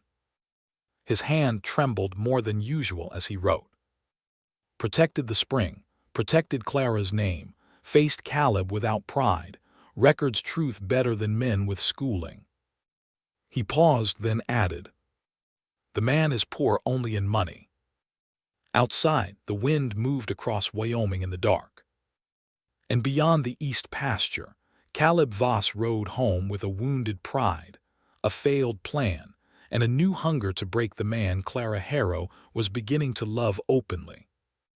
The next Sunday, Mercy Ridge heard about the East Spring before the church bell finished ringing. News traveled fast in a frontier town, especially when it carried the smell of land, money, and pride. By the time Elias Harrow guided Clara through the churchyard, half the town had already heard that Caleb Voss had been found near a rocking pine boundary marker with a pry bar and a hired surveyor. No one said it directly at first. They only looked. Women paused with hymnals in hand. Men lowered their voices near the hitching rail. Children sensed the change in the air and stayed close to their mothers' skirts. The white church stood at the edge of town beneath a clean blue sky, but the morning did not feel peaceful. Clara walked beside her father with her gloved hand tucked around his arm. Elias looked dressed for Sunday, but she could feel the weakness under his coat. His steps were slower now. Pride kept his back straight, but pride could not hide the careful way he breathed after every rise in the road. Nathan stood near the horses, with the other rocking pine men. He had shaved, brushed the dust from his coat, and worn his best shirt, though one cuff had been mended twice. Clara noticed. She noticed everything about him now, from the worn line at the brim of his hat to the way he stood just far enough away to protect her from gossip and close enough to step forward if trouble came. Their eyes met across the churchyard. Only for a second. But in that second, Clara felt the folded note from 2 nights before still hidden in the pocket of her dress. "The spring is still yours. I thought you should know before morning." It was not a love letter, yet it had stayed beneath her pillow like one. Elias caught the look and leaned slightly closer to his daughter. A man can write plain words and still say a great deal. Clara's cheeks warmed. "Father, I said nothing. You always say nothing very loudly." Before Elias could answer, a wagon rolled up beside the churchyard, polished in black. Caleb Voss stepped down first, wearing a dark blue coat and an expression smooth enough to fool anyone who did not know where to look. His father, Preston Voss, followed. Preston was a tall, narrow man with iron-gray hair, a trimmed beard, and cold eyes that measured every living thing by its usefulness. He owned the Triangle V, and he wore that ownership the way some men wore a badge. He smiled at Elias from across the yard. "Morning, Harrow." Elias nodded once. "Voss." The greeting carried 20 years of neighborly dislike. Preston walked toward him, Caleb at his side. "I hear you have taken an interest in old survey stones." "I took interest when your son tried to move one." A few people nearby went silent. Caleb's jaw tightened. Preston's smile did not change. "Careful," Preston said. "A serious charge should not rest on the word of a hired hand." Nathan lowered his eyes, but Clara saw his shoulders go still. Elias' voice remained calm. "It rests on the word of Nathan Cole." Preston glanced toward Nathan as if seeing him for the first time. "That is what I said."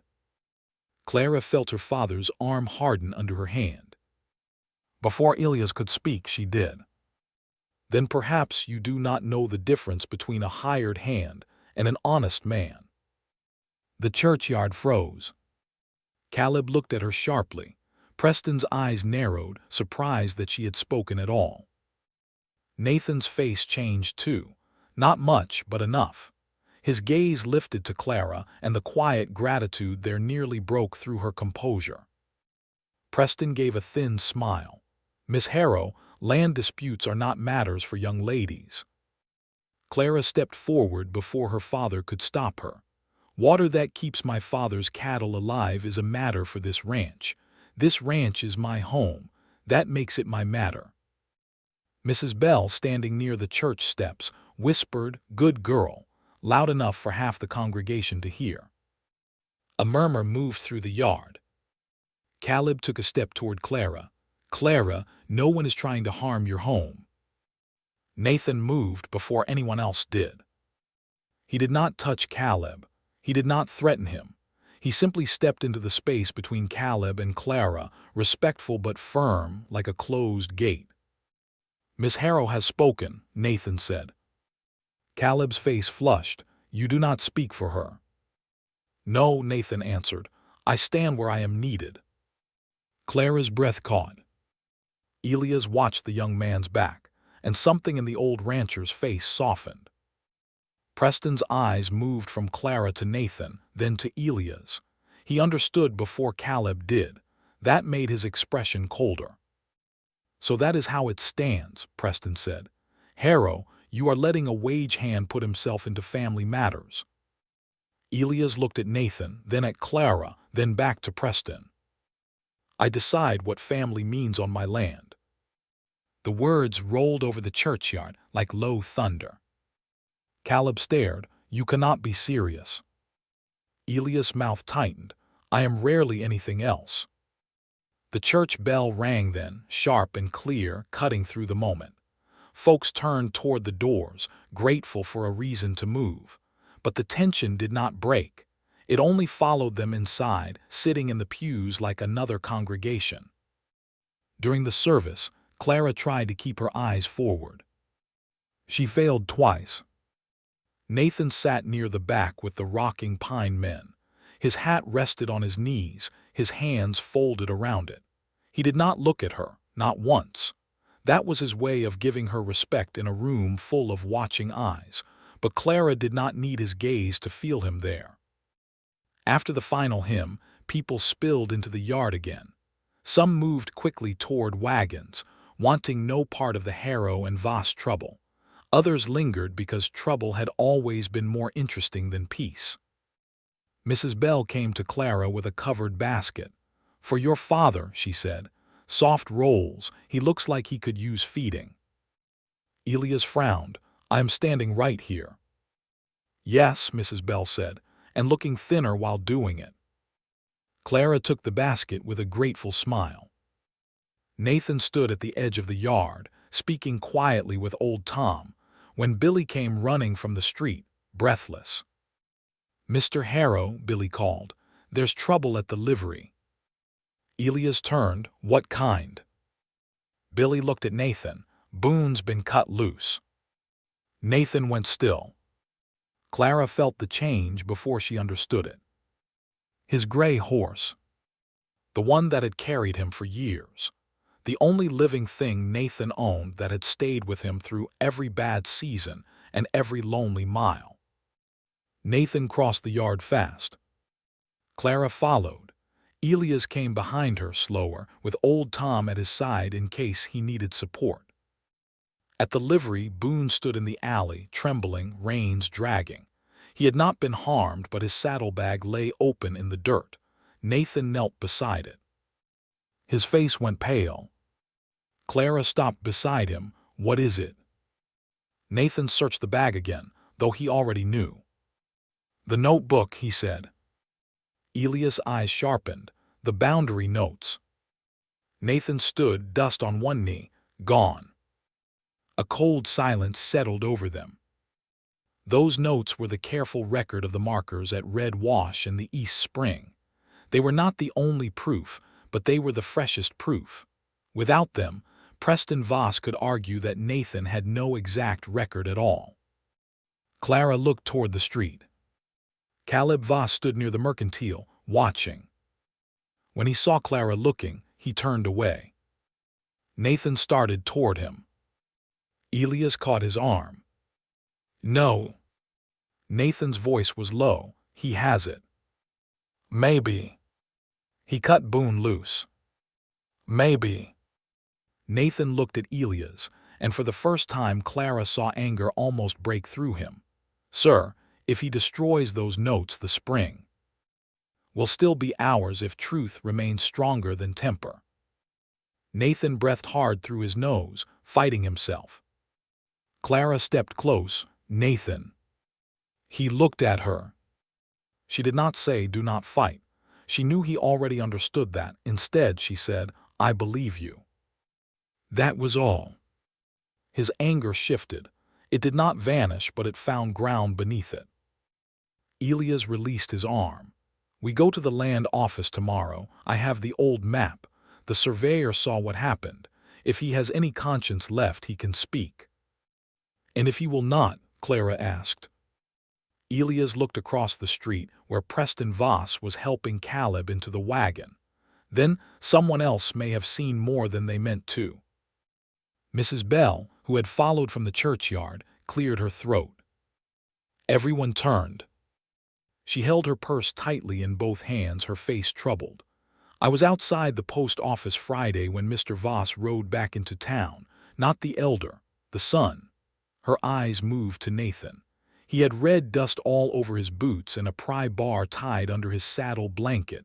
I thought it strange, but I did not think it was my business. Elias looked at her. Would you say that in front of a land agent? Mrs. Bell lifted her chin. If a man is stealing water from a sick man's daughter, I will say it in front of the governor. Clara reached for her hand. Thank you. Mrs. Bell squeezed her fingers. Do not thank me yet, child. Men like Preston Voss do not stop because good people whisper truth. They stop when good people speak loud enough. Tell me in the comments, would you have stood up in that churchyard, or would you have waited for proof? Because on the frontier, silence could cost a family everything. That evening, the rocking pine house did not settle into peace. Elias sat in his study with the old map spread across his desk. Clara stood beside him, reading faded lines by lamplight. Nathan stood near the door, unwilling to come too far into the room, though Elias had told him twice to stop acting like the floor would reject his boots. The land agent arrives in Mercy Ridge tomorrow at noon, Elias said. We bring the map, Mrs. Bell, and the surveyor if he can be found. Nathan's face darkened. If Caleb got to him first, he may be gone. He may, Elias said. A knock came at the front door. All three looked up. The hour was late. No honest visitor came to a ranch house after dark without reason. Old Tom opened it. A moment later, he appeared in the study doorway with rain on his shoulders and worry in his eyes. Mr. Harrow, he said, there's a woman outside asking for Nathan. Clara's heart tightened before she could stop it. Nathan frowned. For me. Old Tom nodded. Says her name is Ruth Miller. Nathan stepped into the hall at once. Clara followed, though she did not know why fear had suddenly risen in her throat. Ruth Miller stood just inside the front door, soaked from the road, her face pale and frightened. Her shawl clung to her shoulders. In her hand, wrapped in oilcloth, was Nathan's missing notebook. Nathan stared at it. Mrs. Miller. She held it out with shaking fingers. I found it in my wood box. Elias came behind Clara. Your wood box. Ruth nodded. Someone put it there, and a note too. She pulled a small, folded paper from her pocket. Nathan opened it. His expression changed. Clara stepped closer. What does it say? Nathan read the words aloud, voice tight. Tell Cole to keep quiet about the spring, or the widow who took his charity will be named a thief. Ruth began to cry silently, one hand pressed over her mouth. For a moment, no one spoke.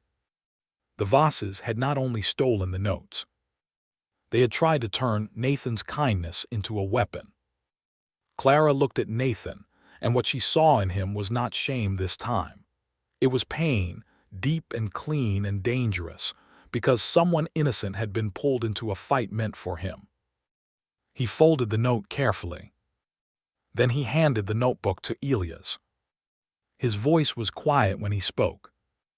I will go to town tomorrow, Nathan said, and I will tell the truth in front of everyone. Elias studied him, even if they try to twist it.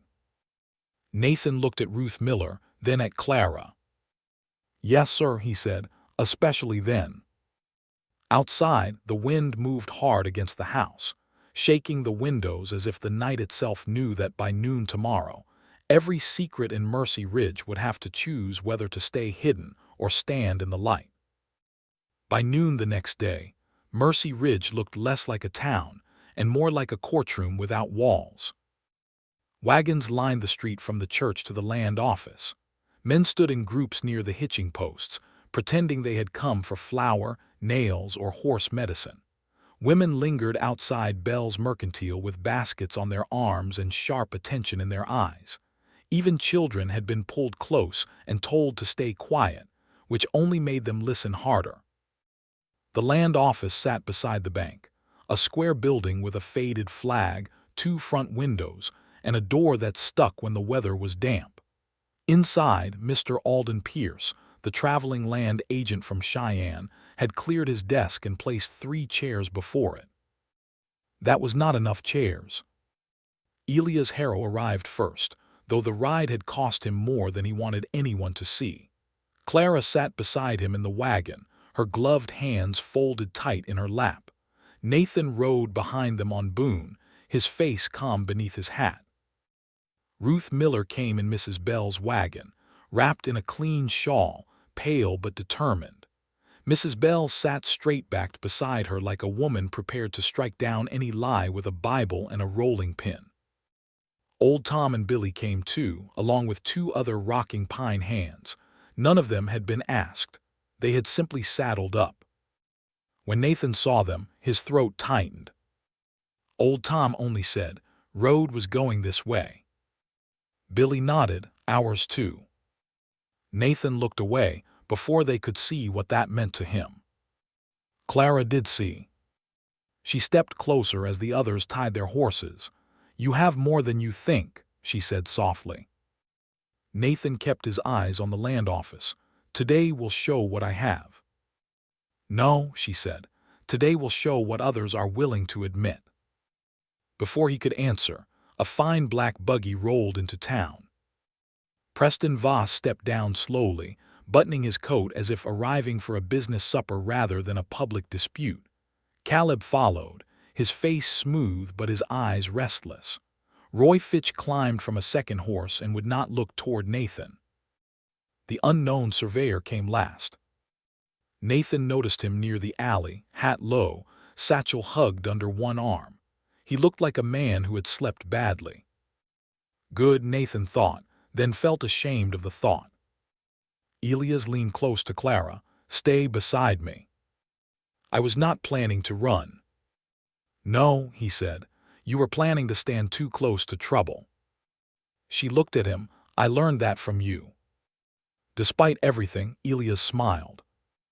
Inside the land office, the air grew close fast. Mr. Pierce sat behind the desk with the old rocking pine deed, Preston Voss's claim papers, and Elias' faded boundary map spread before him. He was a narrow man with a neat beard and tired eyes, but he did not seem foolish. "This is a land and water boundary matter," Mr. Pierce said.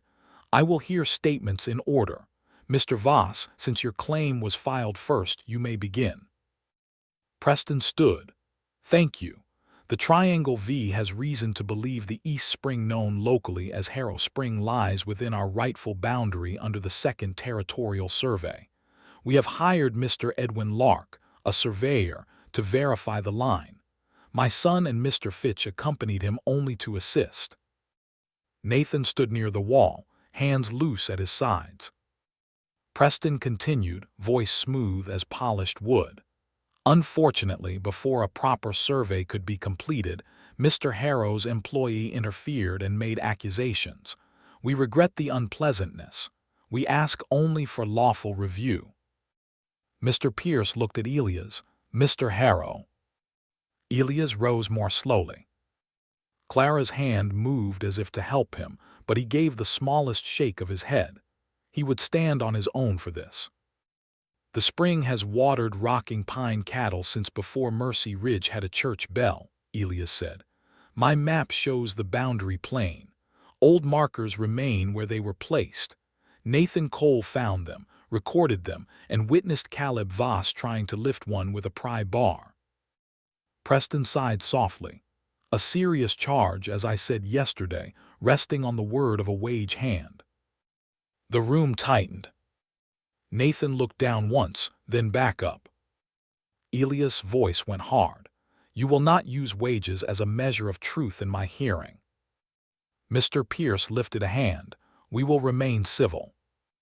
Preston bowed slightly. "Of course." Mr. Pierce turned to Nathan. Mr. Cole stepped forward. Nathan removed his hat and crossed the room. The boards creaked beneath his boots. He felt every eye on him. Clara S., Elias, Caleb S., Ruth's, the men from the ranch. The townspeople crowded near the door. "Tell me what you saw," Mr. Pierce said. Nathan spoke plainly. He told of leaving before dawn, finding the first marker by the crooked juniper, the second near the washout, and the 3 stones around the spring basin. He explained the hoofprints, the horses tied beneath the cottonwoods, the surveyor with the chain, Caleb with the pry bar under the south marker. He did not add anger. He did not decorate the truth. When he finished, Mr. Pierce asked, "You wrote this down?" "Yes, sir." "Where is that notebook?" Elias placed it on the desk. Preston leaned forward. "That notebook was missing yesterday, was it not?" Nathan's eyes moved to him. "It was stolen from my saddlebag." A murmur went through the room. Preston smiled faintly, or misplaced. Ruth Miller stepped forward before Nathan could answer. Her hands shook, but her voice did not. "It was placed in my wood box," she said. Mr. Pierce looked at her. "Your name?" "Ruth Miller." "And how did Mr. Cole's notebook come to be in your wood box?" "I do not know who put it there, but this was with it." She handed the threatening note to Mr. Pierce. He read it, his face changed. Preston's smile faded just a little. Mr. Pierce read the note aloud, each word landing like a hammer. "Tell Cole to keep quiet about the spring, or the widow who took his charity will be named a thief." The room erupted in whispers. Ruth lifted her chin, tears shining but unshed. "Mr. Cole helped me find my rent money last week. He did not give me charity. He did not do anything wrong. Someone used my name because they thought I was too poor and too scared to speak." Mrs. Bell stepped beside her. "She is poor, Mr. Pierce. She is not scared." A few people nodded. Mr. Pierce looked at Preston. "Do you know anything about this note?" Preston's face had settled into cold control. "No." "Mr. Voss?" Pierce asked Caleb. Caleb's mouth opened. "No." Nathan watched Roy Fitch standing near the door, sweat at his temples though the room was not hot. Mr. Pierce noticed too. "Mr. Fitch," he said, "step forward." Roy looked at Caleb first. Caleb's eyes warned him. Roy stepped forward anyway. Mr. Pierce tapped the note. "Do you know anything about this?" Roy swallowed. "No, sir." Mrs. Bell made a sound of pure disbelief. Mr. Pierce held up a hand. "And the notebook?" Roy's eyes flicked to Nathan, then to Ruth. His face twisted like a boy caught between fear and shame. Caleb spoke sharply. "Roy, answer plain." Roy flinched. Nathan understood then. Roy was not strong, but he was not wicked in the way Caleb was. He was a weak man who had followed the wrong one too long. Nathan said quietly, "Tell the truth, Roy." Caleb turned on him. "Be quiet." Nathan did not look at Caleb. "Tell it once and it is done." Roy's shoulders sagged. "I cut the horse loose," he said. The room went dead silent. Caleb's face drained. Preston's eyes turned to stone. Roy kept talking fast now, as if truth had broken through and would not be stopped. "Caleb told me to get the notebook from Cole's saddlebag. Said it was only ranch notes and should not have existed. I took it. Then he said to put it at Mrs. Miller's place with the note, so Cole would keep quiet rather than see her shamed." Ruth covered her mouth. Clara looked at Caleb with open disgust. Mr. Pierce wrote something down. "Who wrote the note?" Roy hesitated. Caleb lunged forward. "He is lying." Elias stepped between Caleb and Roy with a strength that surprised even Clara. "Stand back." Caleb stopped. Roy whispered, "Caleb wrote it." Preston spoke at last, voice low and dangerous. My son did no such thing. The surveyor, Edwin Lark, shifted by the window. Mr. Pierce turned to him. Mr. Lark, you were hired to survey the spring. Did Caleb Voss attempt to move the marker?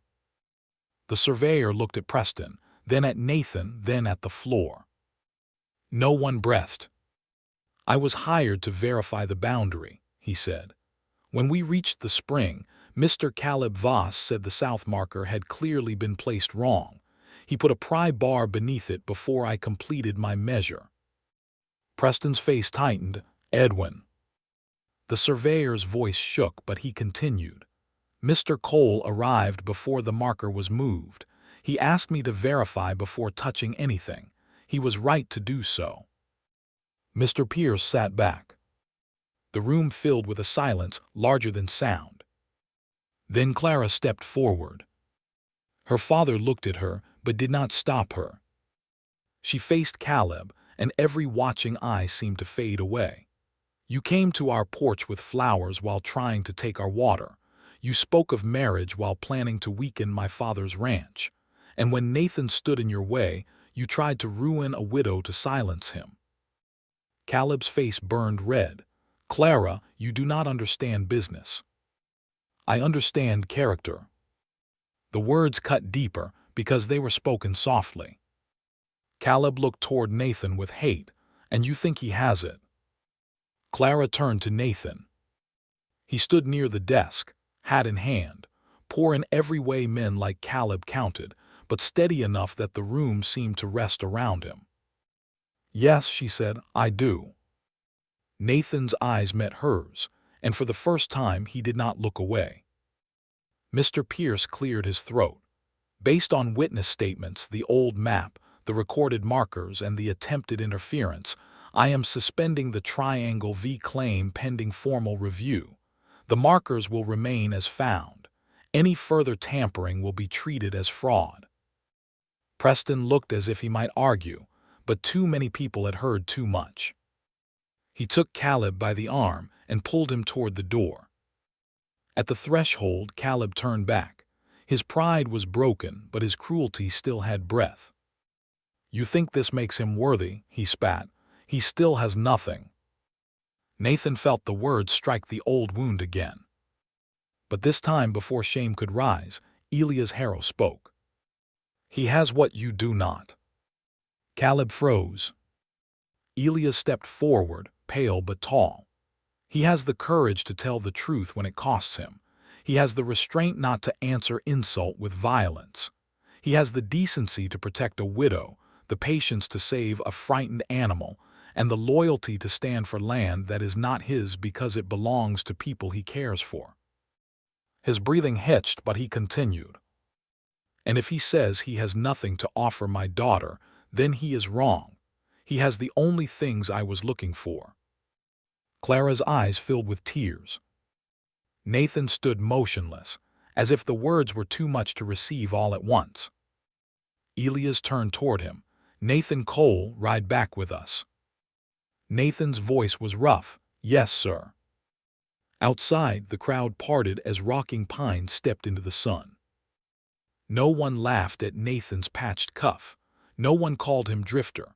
No one measured him by the horse he owned or the land he lacked. Mrs. Bell took Ruth's arm and said loudly, "Some men are poor only because money is too small a thing to count them by." Old Tom chuckled, "Put that on a church board." For the first time that day, Nathan almost smiled. Clara walked beside him toward the horses. Her hand brushed his, just lightly, hidden by the movement of her skirt. This time he did not pull away. At the wagon, Elias paused. The color had drained from his face. Clara saw it first. "Father." Elias reached for the wagon wheel, but his fingers missed. Nathan caught him before he fell. The whole street blurred into motion. Clara cried out. Old Tom ran for the doctor. Nathan lowered Elias carefully onto the wagon seat, one arm braced behind him, his face tight with fear he could not hide. Elias opened his eyes and looked at him. Even in pain, the old rancher smiled faintly. Still standing where you are needed, he whispered. Nathan's throat worked. Stay with us, sir. Elias looked past him to Clara, whose tears had finally broken free. I will try, he said. The victory and mercy, Ridge had saved the spring. But as Nathan held Elias Harrow upright in the crowded street, Clara understood that the hardest truth was still waiting at home. Her father had found the man he trusted. Now he had to decide whether he had enough time left to say everything that mattered. The ride back to Rocking Pine felt longer than any road Clara had ever traveled. Elias lay against the wagon seat with a blanket around his shoulders, his face pale beneath the brim of his hat. Nathan rode close beside the wagon, one hand ready near the wheel whenever the road dipped or turned rough. Clara sat with her father's hand in both of hers, feeling each weak squeeze as if it were a promise he was fighting to keep. No one spoke much. The land stretched wide around them, gold under the afternoon sun. Cattle grazed along the lower pasture. The wind moved through the grass in long silver waves. It was the same country Clara had known all her life, but that day it looked different. Every fence post, every ridge, every cottonwood by the creek seemed to carry the weight of farewell. Elias opened his eyes when the ranch house came into view. Home, he whispered. Yes, Clara said, bending close. We are home. Nathan helped him down from the wagon. Elias tried to stand on his own, but his knees weakened. Without making a show of it, Nathan stepped beneath his arm and took the weight. Elias gave him a tired glance. You have made a habit of catching me. Yes, sir. Do not let it make you proud. No, sir. The old rancher gave the faintest smile. Clara saw it and pressed her lips together to keep from crying again. They brought him inside and settled him in the sitting room near the front window, where he could see the yard, the barn, and the far edge of the pasture. The doctor came from Mercy Ridge near evening. He listened to Elias' heart, asked questions, and spoke quietly with Clara in the hall.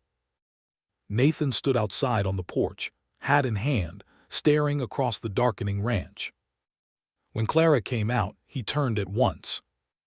What did he say? She looked toward the barn lantern. He said Father needs rest. Nathan heard what was not said. His face tightened. Clara. She closed her eyes when he said her name. Not Miss Harrow, not ma'am, Clara. After everything, he still spoke it carefully like it was something breakable. He said it may be days, she whispered. Maybe weeks, he does not know. Nathan looked down. For a moment, the strong, quiet man who had faced Caleb Voss and Preston Voss in a crowded town seemed lost as a boy at the edge of a grave. I am sorry, he said. Clara shook her head. I am not ready. No one ever is. The answer was simple, but she knew it came from old sorrow. She remembered what he had told her in small pieces about his father, his mother, the winters that took too much. Without thinking, she reached for his hand. This time he did not stop her. His palm was rough and warm. Her fingers fit into his as naturally as if they had been meant to find that place long ago. Inside, Elias' voice called weakly, Nathan. They went in together. Elias sat straighter than he should have, his eyes sharp despite the grayness in his face. On the table beside him lay the brown leather notebook. Clara stopped when she saw it. Elias looked at her. Do not glare at me. I am too tired to be frightened. You should be sleeping. I have slept enough in my life. Sit down. Clara sat on one side of him. Nathan remained standing until Elias pointed at the chair across from him. Sit, boy. Nathan sat. Elias rested one hand on the notebook. I started this after the storm, the night you saved Billy and took the rope burn without complaint. Nathan looked at the notebook as if it might judge him. I wrote down what I saw, Elias continued, not because I wanted to trap you, though I suppose some of it became that. I wrote because I needed to be sure, and because memory is too soft when love is involved." Clara's eyes filled. "Love." Elias looked at her. "Yes, love. A father's love is not always gentle, Clara. Sometimes it becomes worry-wearing boots." She covered his hand with hers.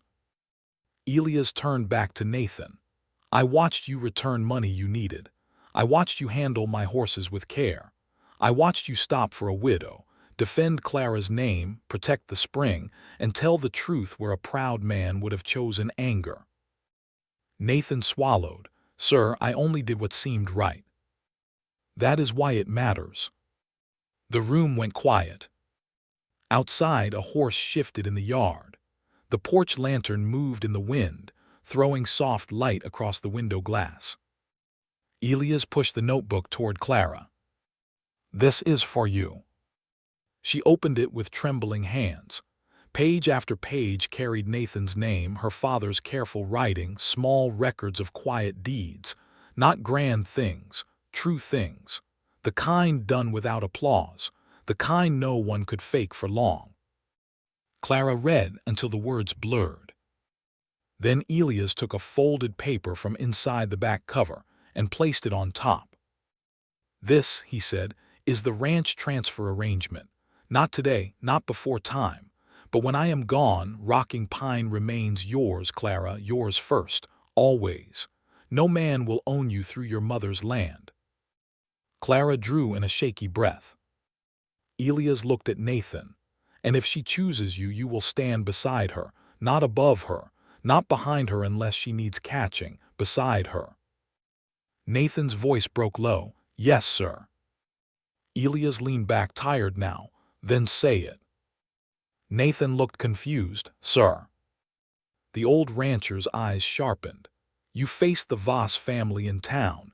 Do not tell me you fear my daughter more." Clara turned toward Nathan. The whole room seemed to hold its breath. Nathan looked at her, and all the old fences inside him showed in his eyes.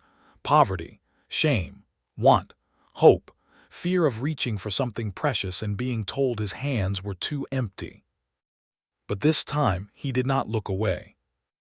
"Clara," he said, "I have spent a year telling myself that loving you was wrong because I had nothing to offer you.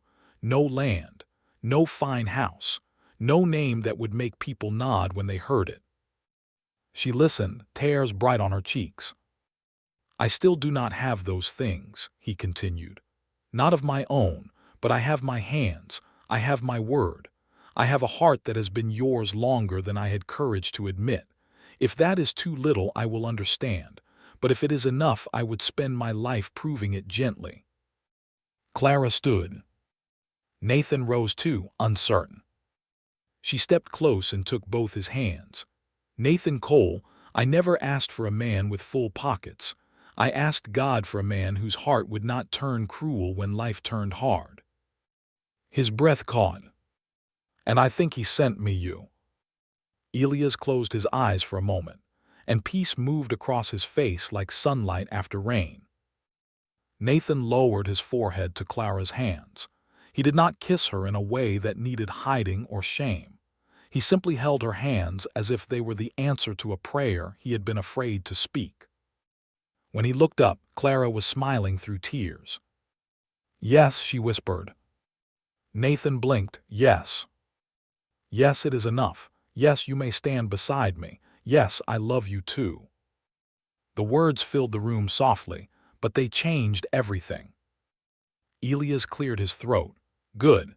Now nobody make me sit through a long courtship. I have endured enough suspense." Clara laughed through her tears. Nathan almost did too.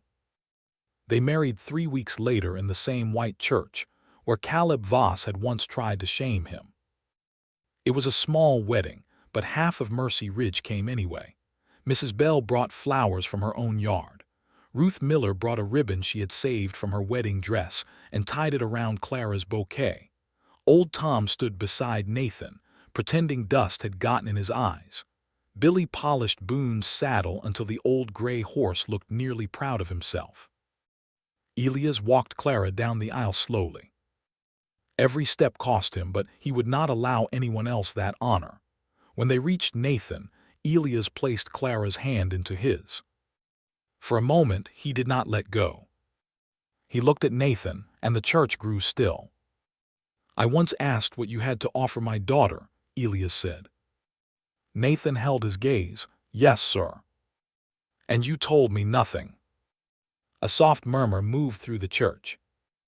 Elias smiled, tired but sure. "You were wrong." Then he gave Clara's hand fully into Nathan's. Nathan's vows were not fancy. He promised truth, work, patience, and protection without ownership. Clara promised partnership, faith, courage, and a love that would not measure him by the world's poor scales. When they left the church, the sky over Mercy Ridge was wide and bright. Preston Voss did not attend. Caleb had been sent east after the land office inquiry exposed his actions, and the Triangle V claim died quietly beneath too many witnesses and too much truth. Roy Fitch left Caleb's service and found work hauling freight. Ruth Miller kept her home. The East Spring stayed with Rocking Pine. Justice came not with blood, but with witnesses brave enough to speak. Weeks passed. Elias grew weaker when the first cold winds moved across Wyoming. Nathan came to him every evening with ranch reports, just as if Elias would ride out at dawn and inspect every fence himself. He spoke of cattle, water, feed, repairs, and weather. He never softened the truth, and Elias never asked him to. Clara would sit nearby sewing, sometimes watching the two men more than her needle. One October evening, Elias asked to be taken to the porch. Nathan carried him carefully, though Elias complained that being carried by a son-in-law was an indignity he had not agreed to in writing. Clara wrapped a blanket around him, then sat on one side while Nathan sat on the other. The ranch lay quiet beneath a purple sky. Far away, the East Spring moved unseen through the pasture. The barn lantern glowed. Boone grazed near the fence. The house behind them held warmth, bread, and the new life Clara and Nathan were building one honest day at a time. Elias looked over everything. "It is a good ranch," he said. Clara rested her head lightly against his shoulder. "Yes." Elias looked at Nathan. "You will care for it." "Yes, sir." "And her?" Nathan's hand found Clara's. "With all I am." Elias nodded. "That is enough." The first stars appeared above the ridge. A few days later, Elias Harrow passed quietly in the room where his wife's portrait hung, with Clara beside him and Nathan's steady hand resting on his shoulder. He left behind cattle, land, water, papers, and a name people respected. But his greatest gift was not written in any deed. It was the lesson he left Clara and Nathan, that love was safest in honest hands. The next spring, Clara planted lilacs beside the porch for her mother and a young pine near the east fence for her father. Nathan built a small bench between them, sanding the wood smooth so Clara would not catch her dress. In the evenings, they sat there together after the work was done, watching the sun fall over Rocking Pine Ranch. Sometimes Clara would open the brown notebook and read a line from her father's careful hand. "The man is poor only in money." Nathan always looked away when she read that one, but Clara would take his hand until he looked back. Years later, when their first son was born, they named him Elias.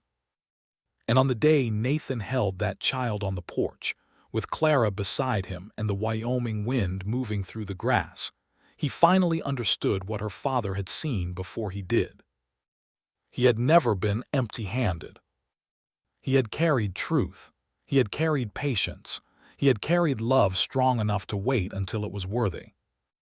If this story touched your heart, like it and subscribe for more romantic Wild West stories where love, pain, and justice meet on the frontier. And under the wide Wyoming sky, the poorest cowboy Mercy Ridge had ever judged became the richest man on Rocking Pine Ranch. Because every evening, when Clara placed her hand in his, Nathan Cole knew He had been trusted with the only fortune that truly mattered.